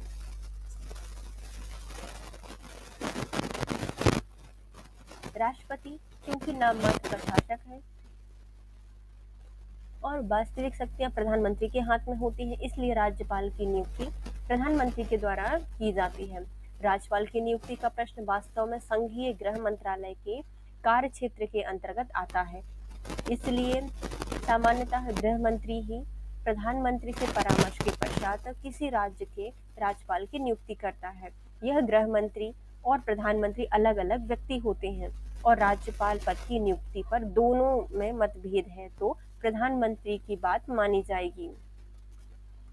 नेक्स्ट आते हैं राज्यपाल की नियुक्ति के संबंध में अब तक एक और परंपरा भी पड़ गई है। वह यह है कि राज्य के राज्यपाल की नियुक्ति करने से पूर्व उस राज्य के मुख्यमंत्री की सहमति ली जाती है। इसका कारण यह है कि 1967 के आम चुनाव तक तो भारत के सभी राज्यों में कांग्रेस का शासन था, इसलिए केंद्र द्वारा नियुक्त किसी पुराने कांग्रेसी राज्यपाल या राज्य के कांग्रेसी सरकार में टकराव का अवसर नहीं आया था। परंतु चौथे आम चुनाव के पश्चात जब केंद्र और राज्यों में अलग अलग दलों की सरकार बनने लगी तो केंद्र द्वारा नियुक्त राज्यपाल को केंद्र का प्रतिनिधि माना गया और राज्यपाल के कुछ कार्यों को राज्य के मामले में अनावश्यक हस्तक्षेप समझा गया। परिणाम स्वरूप राज्य सरकारें और राज्यपालों में कई राज्यों में टकराव हो गए। विशेष रूप से 1969 में मध्यवर्ती चुनाव में पश्चिम बंगाल में संयुक्त मोर्चे की सरकार ने राज्यपाल श्री धर्मवीर के विरुद्ध तेज अभियान चलाया था। केंद्रीय सरकार ने धर्मवीर के स्थान पर पश्चिम बंगाल के मुख्यमंत्री की सहमति के पश्चात श्री धवन को राज्यपाल नियुक्त किया। अब यह स्वस्थ परंपरा बन गई है कि किसी राज्य में राज्यपाल की नियुक्ति करते समय वहां के मुख्यमंत्री की सहमति भी ली जाती है, परंतु अपनी सुविधा अनुसार जब तक प्रधानमंत्री इस परंपरा को तोड़ नहीं देते तब तक ये परंपरा चलेगी। नेक्स्ट आते हैं योग्यताएं। संविधान द्वारा राज्यपाल के पद के लिए निम्न योग्यताएं निर्धारित की गई हैं। पहला, उसे भारत का नागरिक होना चाहिए। वह 35 वर्ष की या इससे अधिक आयु का होना चाहिए। इसके संविधान ने 2 और शर्तें लागू कर दी हैं। यदि नियुक्त किए समय राज्यपाल संसद या किसी विधानसभा का सदस्य है तो उसकी संसद या विधानसभा की सदस्यता समाप्त कर दी जाएगी। नेक्स्ट आता है वह लाभ के किसी भी अन्य पद पर कार्य नहीं करेगा। नेक्स्ट आता है कार्यकाल। राज्यपाल की नियुक्ति संभवतः 5 वर्ष के लिए की जाती है, परंतु 5 वर्षों की अवधि से पूर्व वह स्वयं भी अपने पद से त्यागपत्र दे सकता है। साथ ही उसे राष्ट्रपति व्यवहार में प्रधानमंत्री अपने पद से किसी भी समय हटा सकता है। इसके स्थान पर किसी अन्य को राज्यपाल बनाया जा सकता है। केंद्रीय शासन राज्यपाल की अवधि समाप्त होने पर उसके कार्यकाल में वृद्धि भी की जा सकती है। नेक्स्ट आते हैं राज्यपाल की अनुपस्थिति में। संविधान के अनुच्छेद 160 में आकस्मिक कारणों से राज्यपाल के पद के रिक्त होने की व्यवस्था की गई है। इसके अनुसार आकस्मिक रूप से राज्यपाल का पद रिक्त होने पर राज्यपाल के कार्य उच्च न्यायालय के मुख्य न्यायाधीश करेंगे। वेतन और अन्य सुविधाएं। राज्यपाल को 11,000 रुपए मासिक वेतन मिलता है। इसके अतिरिक्त उसे भत्ता भी मिलता है। राज्यपाल को निःशुल्क शानदार आवास भी मिलता है और अन्य कई प्रकार की सुविधाएं भी इनको प्रदान की जाती हैं। नेक्स्ट आते हैं राज्यपाल के कार्य एवं शक्तियां। क्या क्या काम करता है राज्यपाल?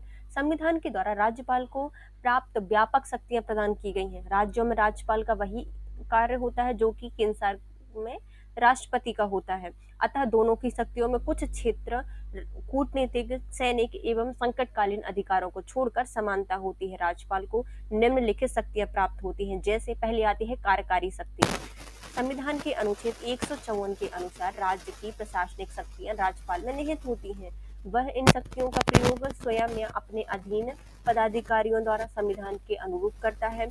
कतिपय प्रशासनिक शक्तियां इस प्रकार होती हैं। पहली आती है राज्यपाल राज्य के मुख्यमंत्री की नियुक्ति करता है।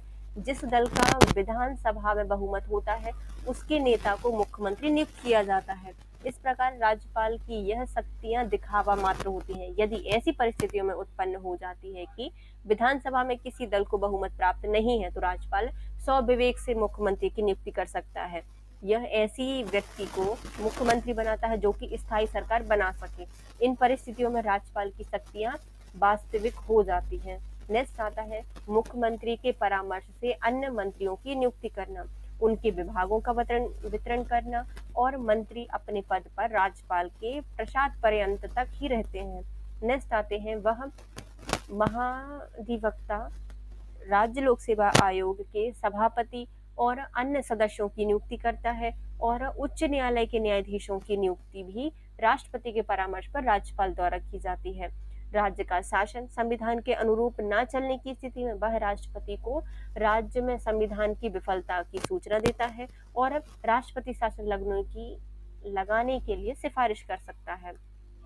नेक्स्ट आता है वह किसी एक मंत्री द्वारा किए गए कोई निर्णय पर मंत्रिपरिषद द्वारा पुनः विचार करने के लिए आदेश दे सकता है। मंत्रिपरिषद को इसका पालन करना होता है। राज्यपाल मंत्रिपरिषद से प्रशासन संबंधी सूचना मांग सकता है। राज्यपाल को मंत्रिपरिषद के सभी निर्णयों की सूचना देना मुख्यमंत्री का कर्तव्य होता है।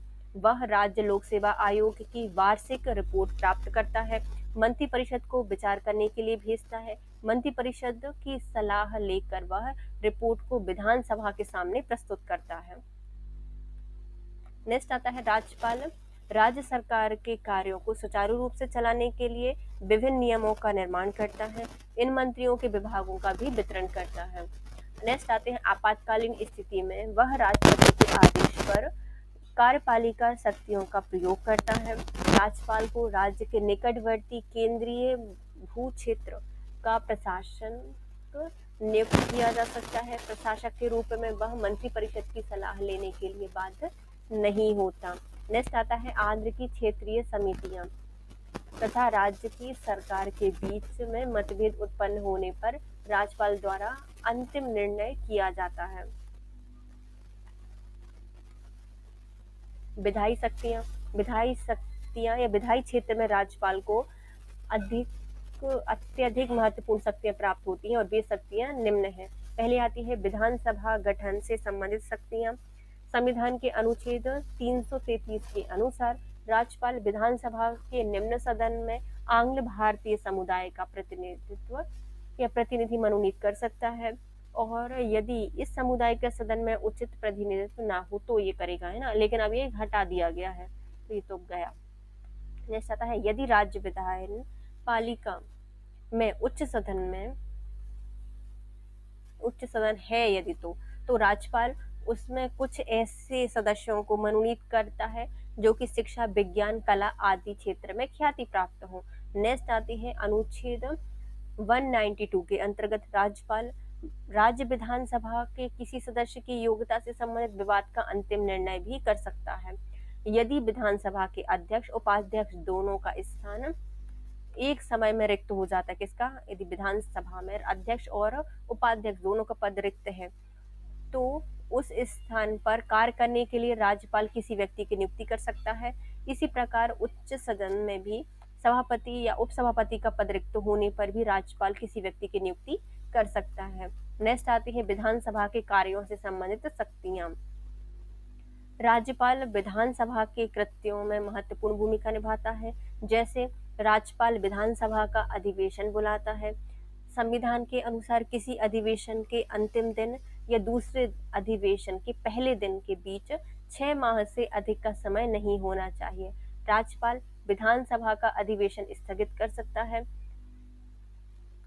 वह विधानसभा भंग कर सकता है। संसदीय परंपरा के अनुसार राज्यपाल मुख्यमंत्री की सलाह पर विधानसभा को भंग कर सकता है, किंतु कभी-कभी ऐसी परिस्थितियां उत्पन्न हो जाती हैं जब राज्यपाल मुख्यमंत्री की सलाह को अस्वीकार कर सकता है, जैसे मुख्यमंत्री का बहुमत समाप्त होने पर या विधानसभा में मंत्रिपरिषद के विरुद्ध अविश्वास प्रस्ताव पास होने पर, और मुख्यमंत्री द्वारा निजी हितों के आधार पर विधानसभा को भंग करने की सलाह दिए जाने पर राज्यपाल स्वविवेक से कार्य कर सकता है।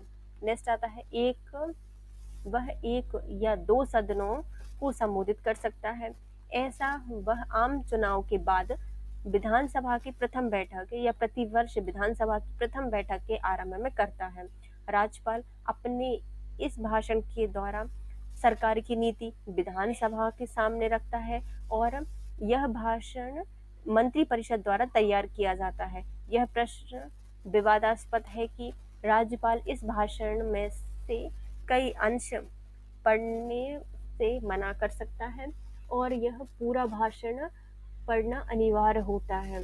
नेक्स्ट आते हैं, राज्यपाल विधानसभा के दोनों सदनों की संयुक्त अधिवेशन बुला सकता है तथा इसके लिए सदस्यों की उपस्थिति अनिवार्य कर भी सकता है। वह किसी भी सदन में किसी विधेयक के संबंध में संदेश भेज सकता है। वह संदेश विधेयक के प्रस्तावित पूरे होने से पूर्व या विधेयक पर वाद विवाद होने के दौरान भेजा जा सकता है।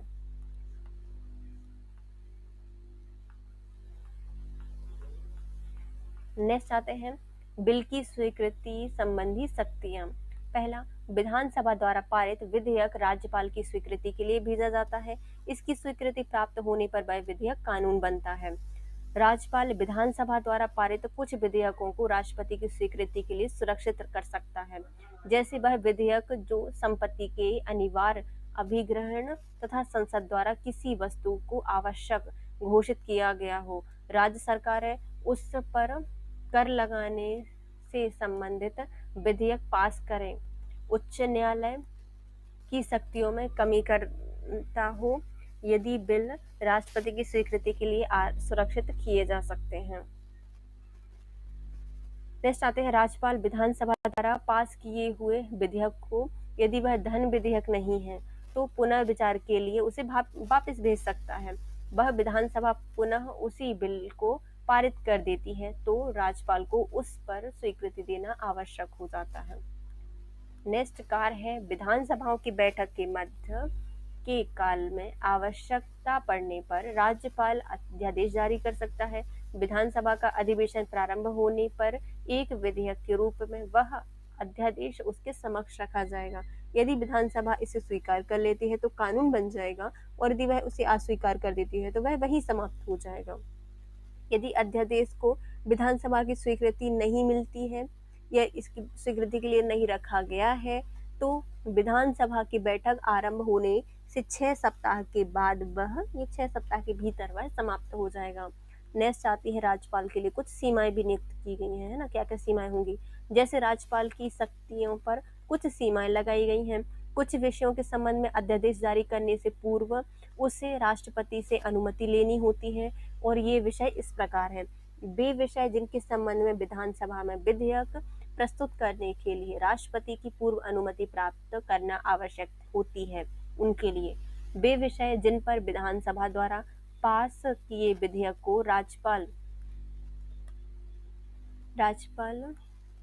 राष्ट्रपति की स्वीकृति के लिए भेजना आवश्यक समझे। नेक्स्ट आता है, वह विषय जिस पर विधानसभा का उसी प्रकार का कानून राष्ट्रपति द्वारा विचार करने के लिए रोका जाना और राष्ट्रपति की स्वीकृति न मिलने पर उसको अवैध समझा जाना। नेक्स्ट आती है वित्तीय शक्तियां।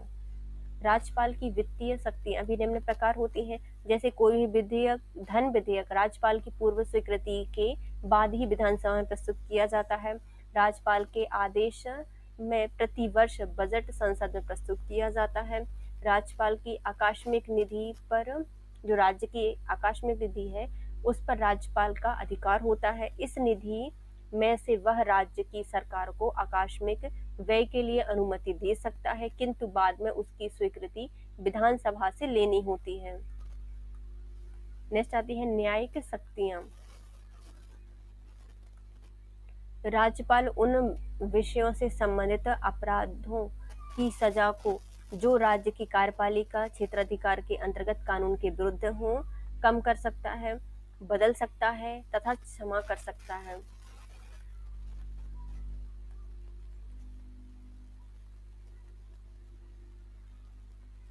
स्वविवेक शक्तियां।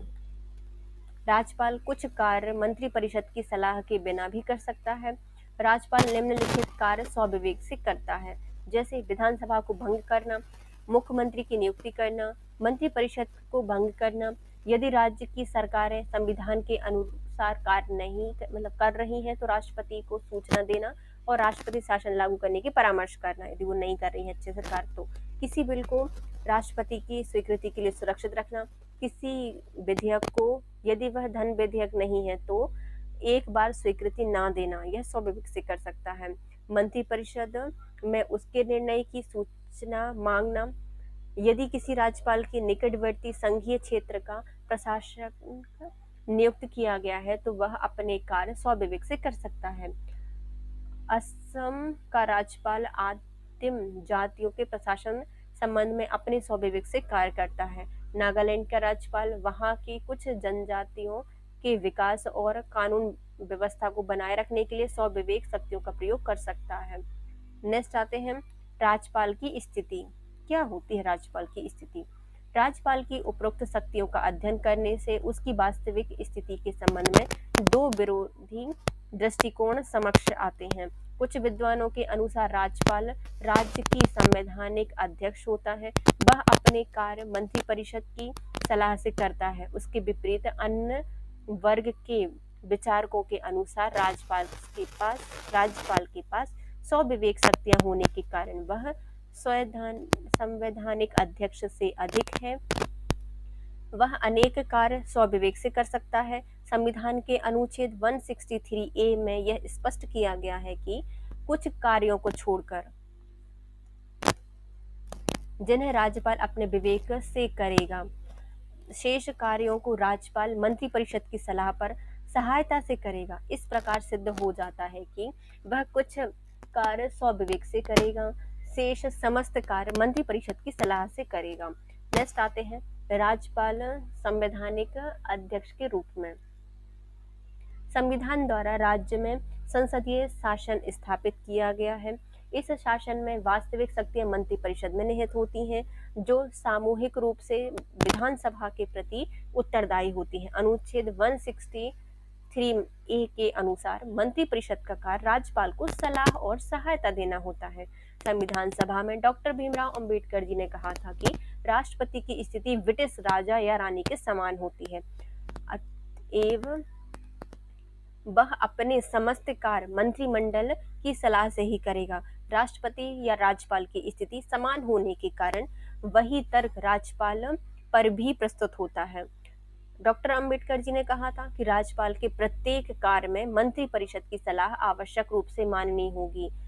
इसके करने में उसे स्वविवेक और व्यक्तिगत निर्णय का प्रयोग करना पड़े।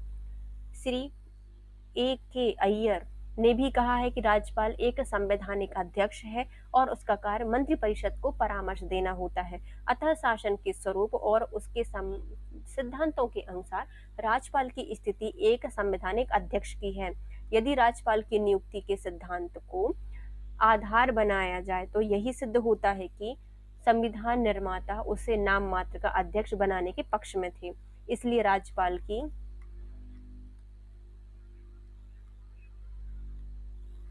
नियुक्ति में निर्वाचन के सिद्धांत को अस्वीकार किया गया है। इन्हें डर था कि निर्वाचित राज्यपाल और मुख्यमंत्री के बीच शक्तियों के लिए संघर्ष हो सकता है।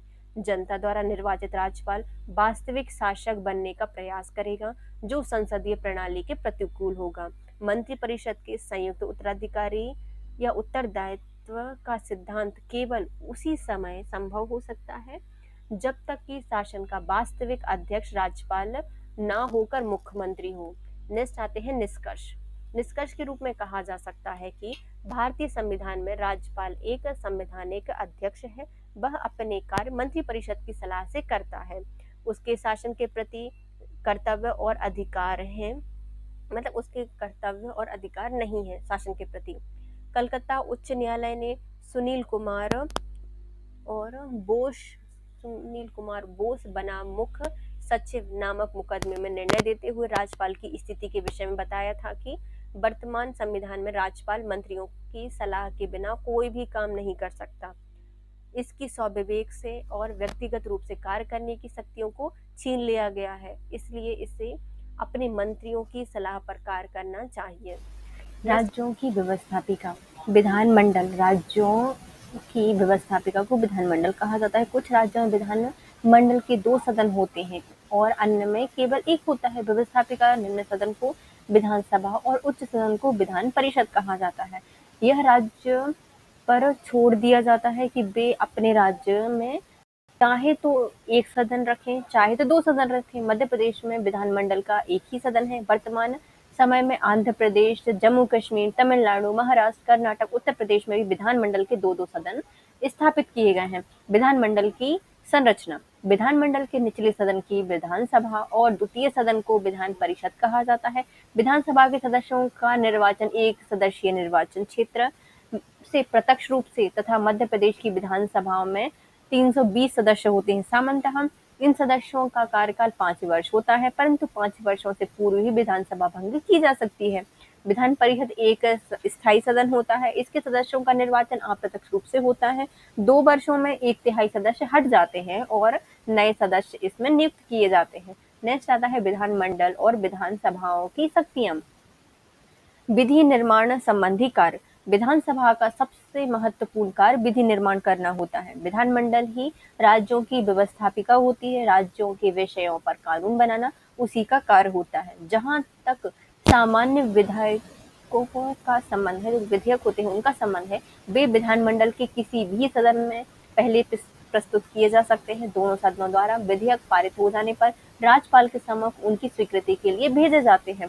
राज्यपाल द्वारा स्वीकृत होने पर इस विधेयक को कानून बना दिया जाता है और यदि राज्यपाल किसी विधेयक को अस्वीकार करता है तो विधानमंडल द्वारा इस विधेयक को दोबारा पारित करने पर राज्यपाल को उस पर हस्ताक्षर करने ही पड़ते हैं। इस प्रकार विधि निर्माण के क्षेत्र में भी राज्य सूची के सभी विषयों पर विधानमंडल की शक्तियां सर्वोपरि होती हैं।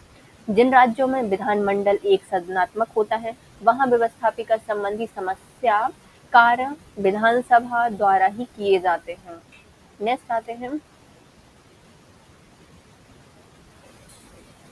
विधि निर्माण के अतिरिक्त भी राज्यपाल को अध्यादेश प्रसारित करता है, उस पर भी विधानमंडल की स्वीकृति आवश्यक होती है। विधानमंडल आदि राज्यपाल द्वारा प्रसारित अध्यादेश को अस्वीकार कर दे तो उसे रद्द माना जाता है, रद्द हो जाते हैं। नेक्स्ट आते हैं कार्यपालिका संबंधी कार्य। यद्यपि विधानमंडल के सदस्य कार्यपालिका संबंधी कार्य स्वयं नहीं करते, परंतु उनका कार्यपालिका पर पर्याप्त या पूर्ण नियंत्रण रहता है। इस संबंध में विधानसभा की शक्तियां विधान परिषद की तुलना में अधिक होती हैं। राज्य का मंत्रिमंडल विधानसभा के प्रति उत्तरदायी रहता है। विधानसभा द्वारा अविश्वास प्रस्ताव पारित करने पर मंत्रिमंडल को त्यागपत्र दे देना पड़ता है। इसके अतिरिक्त यदि मंत्रिमंडल द्वारा प्रस्तुत बजट की किसी मांग को या अन्य किसी वित्त विधेयक को भी विधानसभा के सदस्य अस्वीकार कर देते हैं, तो भी मंत्रिमंडल को त्यागपत्र देना पड़ता है। नेक्स्ट आता है मंत्रिमंडल पर नियंत्रण के विधान मंडल के पास अन्य उपाय भी होते हैं, परंतु इनमें विधानसभा और विधान परिषद की शक्तियां समान है। किसी भी सदन के सदस्य ध्यान आकर्षण प्रस्ताव, काम रोको प्रस्ताव और प्रश्न एवं पूरक प्रश्नों की मार से मंत्रिमंडल के सदस्यों पर उचित अंकुश लगा सकते हैं। विधानमंडल के सदनों में वाद विवाद, कटु आलोचना के दौरान किसी भी मंत्री की छवि बिगाड़ी जा सकती है। इसके द्वारा भी मंत्रिमंडल के सदस्यों की निरंकुशता परिसीमित होती है। नेक्स्ट आते हैं वित्तीय कार्य। राज्य के समस्त वित्तीय कार्यों पर विधानमंडल का पूर्ण नियंत्रण होता है, परंतु इस संबंध में भी विधानसभा की तुलना में विधान परिषद सर्वे सर्वा शक्तिहीन होती है। प्रतिवर्ष राज्य की आय व्यय का वार्षिक बजट विधानसभा में ही प्रस्तुत किया जाता है। विधानसभा द्वारा स्वीकृत बजट राज्यपाल की औपचारिक स्वीकृति के पश्चात क्रियान्वित किया जाता है। विधानसभा बजट के उस भाग पर मतदान नहीं होता जिसका व्यय संचित निधि से किया जाता है, शेष सभी भागों पर मतदान होता है। नेक्स्ट आते हैं बजट के अतिरिक्त सभी वित्त विधेयक भी केवल विधानसभा में ही प्रारंभ होते हैं, विधान परिषद में नहीं। विधान परिषद की किसी वित्त विधेयक पर बहस कर सकता है, परंतु उसको अस्वीकार नहीं कर सकता। विधान परिषद अधिक से अधिक किसी वित्त विधेयक को 14 दिन तक रोक सकती है। नेक्स्ट आते हैं अन्य कार्य। राज्यों के विधानमंडल उपयुक्त कार्यों के अतिरिक्त कुछ अन्य कार्य भी कर सकते हैं। वे राष्ट्रपति के निर्वाचन में भाग लेते हैं। सभी राज्यों के विधानमंडलों में निर्वाचित सदस्य राष्ट्रपति के निर्वाचक मंडल के सदस्य होते हैं। विधान परिषद के सदस्यों को यह अधिकार भी दिया गया है। इसके अतिरिक्त संविधान के अनुच्छेद 36 में वर्णित संविधान के कई महत्वपूर्ण भागों में संशोधन के लिए राज्यों की व्यवस्थापिका द्वारा स्वीकृति भी आवश्यक होती है। ऐसी अवस्था में राज्यों के विधानमंडल संविधान के संशोधन में भाग लेते हैं। राज्यों के विधानमंडल का सबसे महत्वपूर्ण कार्य राज्यों की सभी समस्याओं पर विचार विमर्श करना होता है। विधानमंडल के सदस्य सदन के अधिवेशन के समय राज्यों के विभिन्न भागों की तरह की समस्याएं सबके सामने उठाते हैं और उन पर चर्चा करते हैं। राज्यों के विधानमंडल की शक्तियों पर सीमाएं।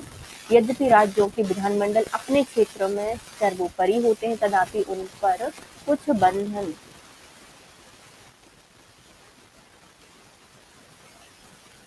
और सीमाएं भी होती हैं। वास्तव में यह सीमाएं 1935 के अधिनियम के अवशेष ही हैं। डॉक्टर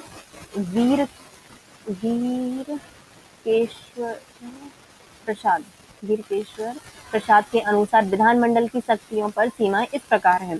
कुछ विधेयक राष्ट्रपति की पूर्व अनुमति के बिना राज्य विधानमंडलों में पेश नहीं किए जा सकते।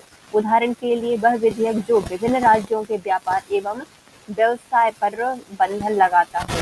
नेक्स्ट आते हैं राज्य विधानमंडल द्वारा पारित कुछ विधेयक कानून नहीं बन सकते जब तक कि उन्हें राष्ट्रपति की स्वीकृति प्राप्त न हो। उदाहरण के लिए राज्य द्वारा निजी संपत्ति को अधिकृत करना और संसदीय विधि के विरोध में पारित संपत्ति सूची पर राज्य विधेयक लागू करना।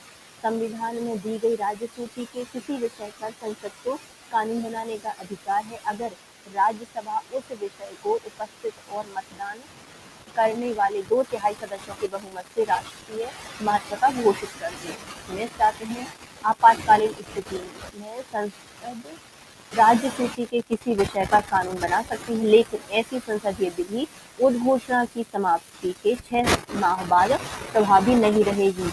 राज्य के संवैधानिक तंत्र की विफलता की स्थिति में राष्ट्रपति यह घोषित कर सकता है कि राज्य विधानमंडल की शक्तियां संसदीय शक्ति के अंतर्गत और उसके उपयोग में लाई जाएंगी। नेक्स्ट आता है संघ राज्य के विपरीत राज्य सरकार विदेशी राज्यों से धन उधार नहीं ले सकती। वह केंद्रीय सरकार की अनुमति से ही किसी प्रकार का ऋण उगा सकती है। राज्य विधानमंडल की शक्तियों पर वह वित्तीय नियंत्रण है। नेक्स्ट आता है सामान्यतः किसी भी राज्य का विधानमंडल उस राज्य के शासन का सर्वाधिक महत्वपूर्ण अंग होता है।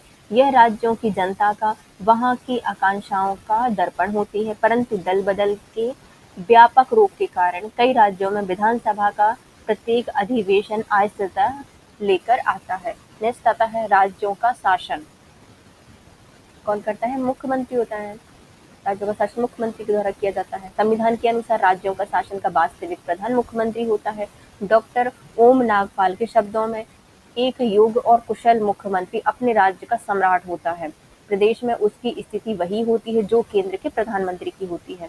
वास्तव में किसी राज्य का भाग्य काफी हद तक उसके मुख्यमंत्री पर ही निर्भर करता है। प्रताप सिंह कैरो ने पंजाब को भारत का सर्वाधिक संपन्न राज्य बना दिया है। वंशीलाल ने अपनी सभी कमियों के उपरांत भी हरियाणा को एक प्रगतिशील राज्य का रूप दिया। नेक्स्ट आते हैं मुख्यमंत्री की नियुक्ति।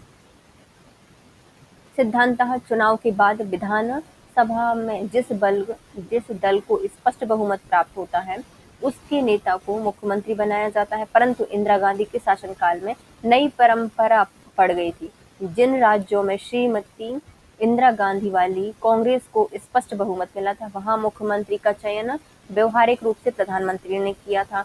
अर्जुन सिंह, गुड्डूराव, अंतुले, विश्वासनाथ प्रताप सिंह आदि का चयन श्रीमती इंदिरा गांधी ने किया था। इसलिए तो गुड्डू राव ने कहा था कि मेरी राजनीति श्रीमती इंदिरा गांधी के द्वार से प्रारंभ होती है और श्रीमती गांधी के द्वार पर ही समाप्त होती है।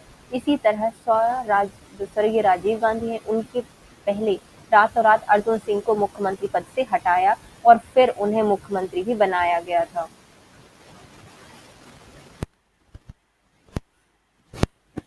नेक्स्ट आते हैं मंत्रिमंडल का निर्माण।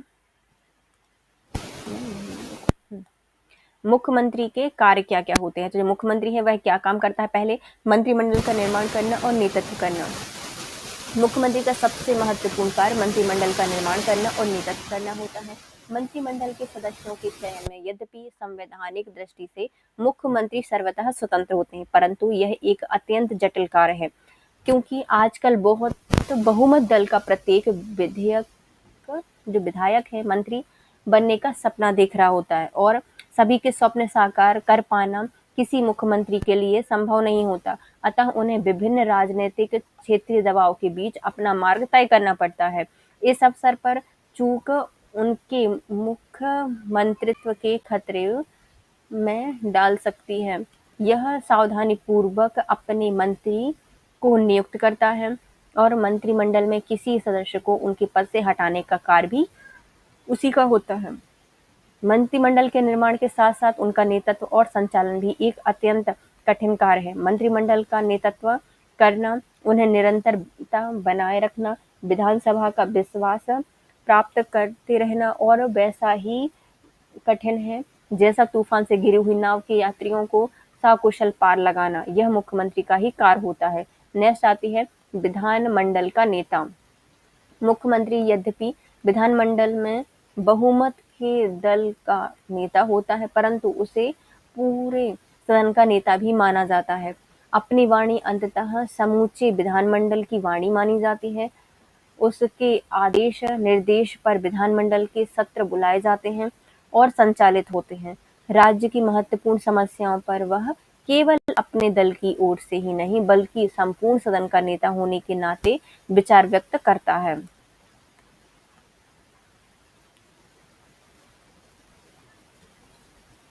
राज्यपाल और मंत्रिमंडल, राज्यपाल और विधानसभा के बीच की कड़ी। मुख्यमंत्री का कर्तव्य है कि वह समय समय पर केंद्र में होने वाली गतिविधियों के संबंध में राज्यपाल को अधिकृत जानकारी देता रहे। यह उसी का कार्य होता है कि वह मंत्रिमंडल की ओर से राज्यपाल को सूचित करे।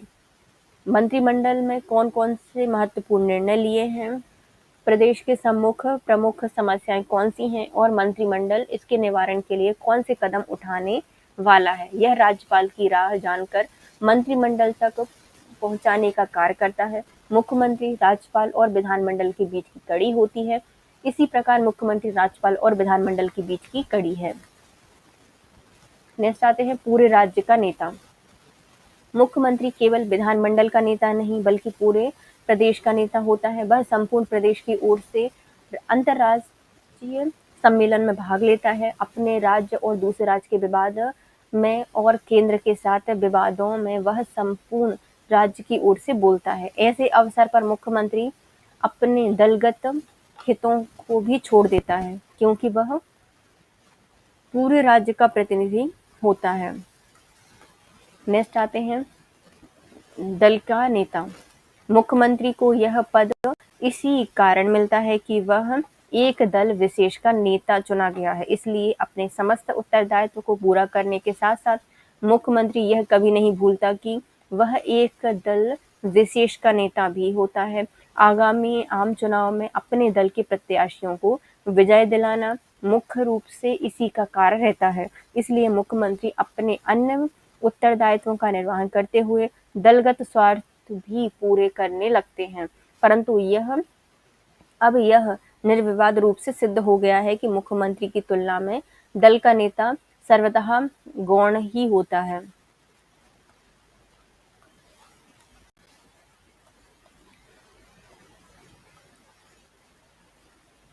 राज्य का मुख्य नीति निर्माता।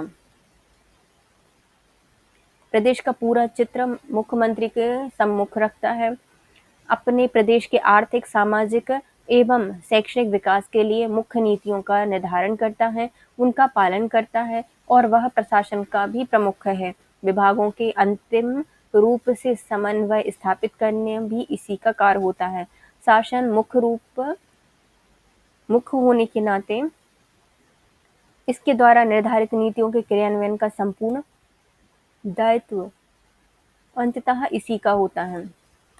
नेक्स्ट आता है मुख्यमंत्रियों का महत्व। गत कुछ वर्षों में अस्तित्व के कारण मंत्रिमंडल के साथ-साथ मुख्यमंत्री पद का भी अवमूल्यन हुआ है। अपने पद के लिए केंद्र पर निर्भर रहने के कारण मंत्रिमंडलों के अस्तित्व के कारण उनकी शक्तियों में गिरावट हुई है। संसदीय शासन प्रणाली में मुख्यमंत्री पर इतने अधिक राजनीतिक दबाव रहते हैं कि उनको प्रदेश की प्रगति के लिए कार्य करना अत्यंत कठिन होता है। विरोधियों के आक्रोश, अपने ही दल के असंतुष्ट विधायकों के षड्यंत्र, केंद्र के दबाव, विभिन्न क्षेत्रों के विभिन्न विचित्र मांगें और इन सब के चक्रव्यूह से मुख्यमंत्री को निकालना भी जटिल कार्य होता है। यह स्थिति और भी भयंकर हो जाती है जब मंत्रिमंडल संयुक्त दल का हो। एक दल पूर्व की चलता है तो दूसरा पश्चिम में। यही कारण है कि संयुक्त मंत्रिमंडल के सभी मुख्यमंत्री असफल रहे हैं और राज्यों की प्रगति अवरुद्ध हुई है। नेक्स्ट,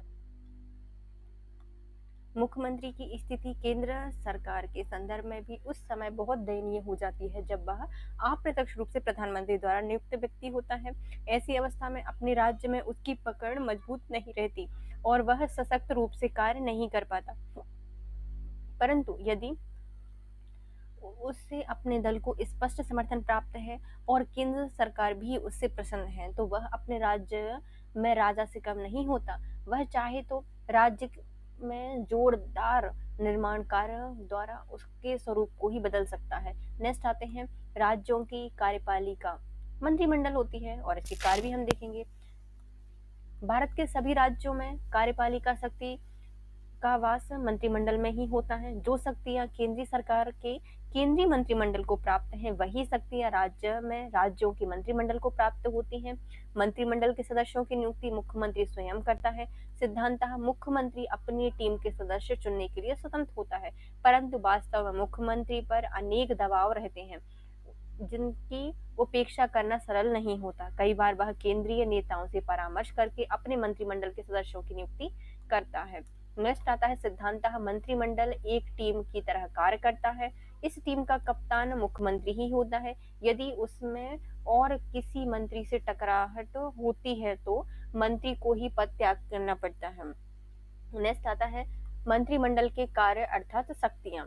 राज्यों की मंत्रिपरिषद होती है, इस मुख्य रूप से कुछ कार्य होते हैं जो कि हैं विधि निर्माण संबंधी कार्य। संसदीय शासन प्रणाली में कार्यपालिका और व्यवस्थापिका पृथक पृथक नहीं होती। मंत्रिमंडल के सदस्य व्यवस्थापिका के भी सदस्य होते हैं जो और कार्यपालिका के सदस्य भी होते हैं। वास्तव में सभी राज्यों के मुख्य कानून जो होते हैं उनको बनाने का संपूर्ण दायित्व मंत्रिमंडल का ही होता है। नेक्स्ट आते हैं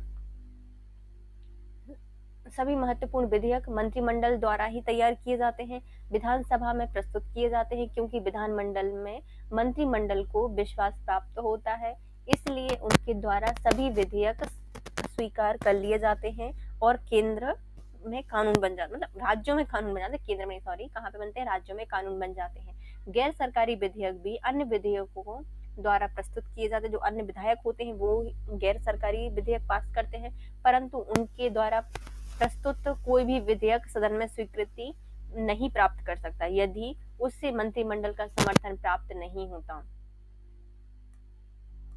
तो वो नहीं बन पाएगा। राज्यपाल मंत्रिमंडल द्वारा प्रस्तुत किए गए विधेयक को कानून बनाने से नहीं रोक सकता क्योंकि यदि विधानमंडल द्वारा पारित किसी विधेयक को वह अस्वीकृत कर देता है, मंत्रिमंडल उस विधेयक को दोबारा मंत्रिमंडल द्वारा स्वीकृत कराकर राज्यपाल को विवश कर सकती है कि वह उसको स्वीकृत कर दे। नेक्स्ट आता है दूसरी ओर राज्यपाल भी जो अध्यादेश जारी करता है वह भी वास्तव में मंत्रिमंडल के निर्णय के अनुसार ही करता है। राज्यपाल के अध्यादेश जो कि कानून का महत्व रखते हैं, असल में मंत्रिमंडल द्वारा ही तैयार किए जाते हैं। इस प्रकार जिन दिनों विधानमंडल का अधिवेशन नहीं होता है, तो मंत्रिमंडल राज्यपाल के अध्यादेश के माध्यम से विधि निर्माण कार्य कर सकती है। इसके अतिरिक्त विधानमंडल का सत्र बुलाना, उसका सत्रावसान करना और उसको भंग करना भी मंत्रिमंडल का ही कार्य होता है, अप्रत्यक्ष रूप से, है ना। नेक्स्ट आते हैं कार्यपालिका संबंधी कार्य। वे सभी कार्यपालिका संबंधी कार्य जो भी राज्यपाल के नाम पर किए जाते हैं, उन्हें मंत्रिमंडल ही करता है। मंत्रिमंडल ही लोक सेवा आयोग के सदस्यों की, शासकीय अधिवक्ता की और अन्य उच्च अधिकारियों की नियुक्ति करता है। विधानमंडल द्वारा लिए गए सभी निर्णयों को क्रियान्वित करना भी मंत्रिमंडल का ही कार्य होता है। विधानमंडल द्वारा जो भी निर्णय लिए जाते हैं, अर्थात जो भी कानून बनाए जाते हैं, उनका पालन करना भी मंत्रिमंडल का ही कार्य होता है। मंत्रिमंडल के सदस्य किसी न किसी विभाग से संबंधित होते हैं। उन विभागीय कार्यों का संपादन उन्हीं के निर्देश एवं नियंत्रण में होता है। विभाग से संबंधित सभी महत्वपूर्ण समस्याओं का अंतिम निर्णय संबंधित मंत्री द्वारा लिया जाता है। विभाग का अध्यक्ष मंत्री ही अपने विभाग से संबंधित नियमों और उपनियमों का निर्माण करता है। विभागीय कर्मचारियों की नियुक्ति भी लोक सेवा आयोग के माध्यम से तथा अन्य अशासकीय परीक्षा के माध्यम से अंततः मंत्री के अधीन रहती हैं। नियुक्ति से संबंधित सभी अन्य समस्याएं जैसे पदोन्नति, स्थानांतरण आदि भी मंत्रियों के अधीन रहते हैं। नेक्स्ट आते हैं वित्तीय कार्य। राज्यों की वित्तीय शक्ति एवं वित्तीय अधिकार भी मंत्रिमंडल के ही अधीन रहते हैं। राज्यों के लिए आय व्यय का वार्षिक बजट बनाना वित्तीय मंत्री का कार्य होता है। वित्त मंत्री द्वारा विधानसभा में बजट प्रस्तुत करने से पूर्व मंत्रिमंडल उस पर विचार करता है और सदन के पलट पर प्रस्तुत बजट संपूर्ण मंत्रिमंडल की ओर से ही प्रस्तुत माना जाता है। बजट के अतिरिक्त विधानसभा में प्रस्तुत अन्य विधेयक भी मंत्रिमंडल द्वारा ही तैयार किए जाते हैं। इस तरह राज्य में नए कर लगाना, आय के नए स्रोत ढूंढना भी मंत्रिमंडल का ही कार्य है।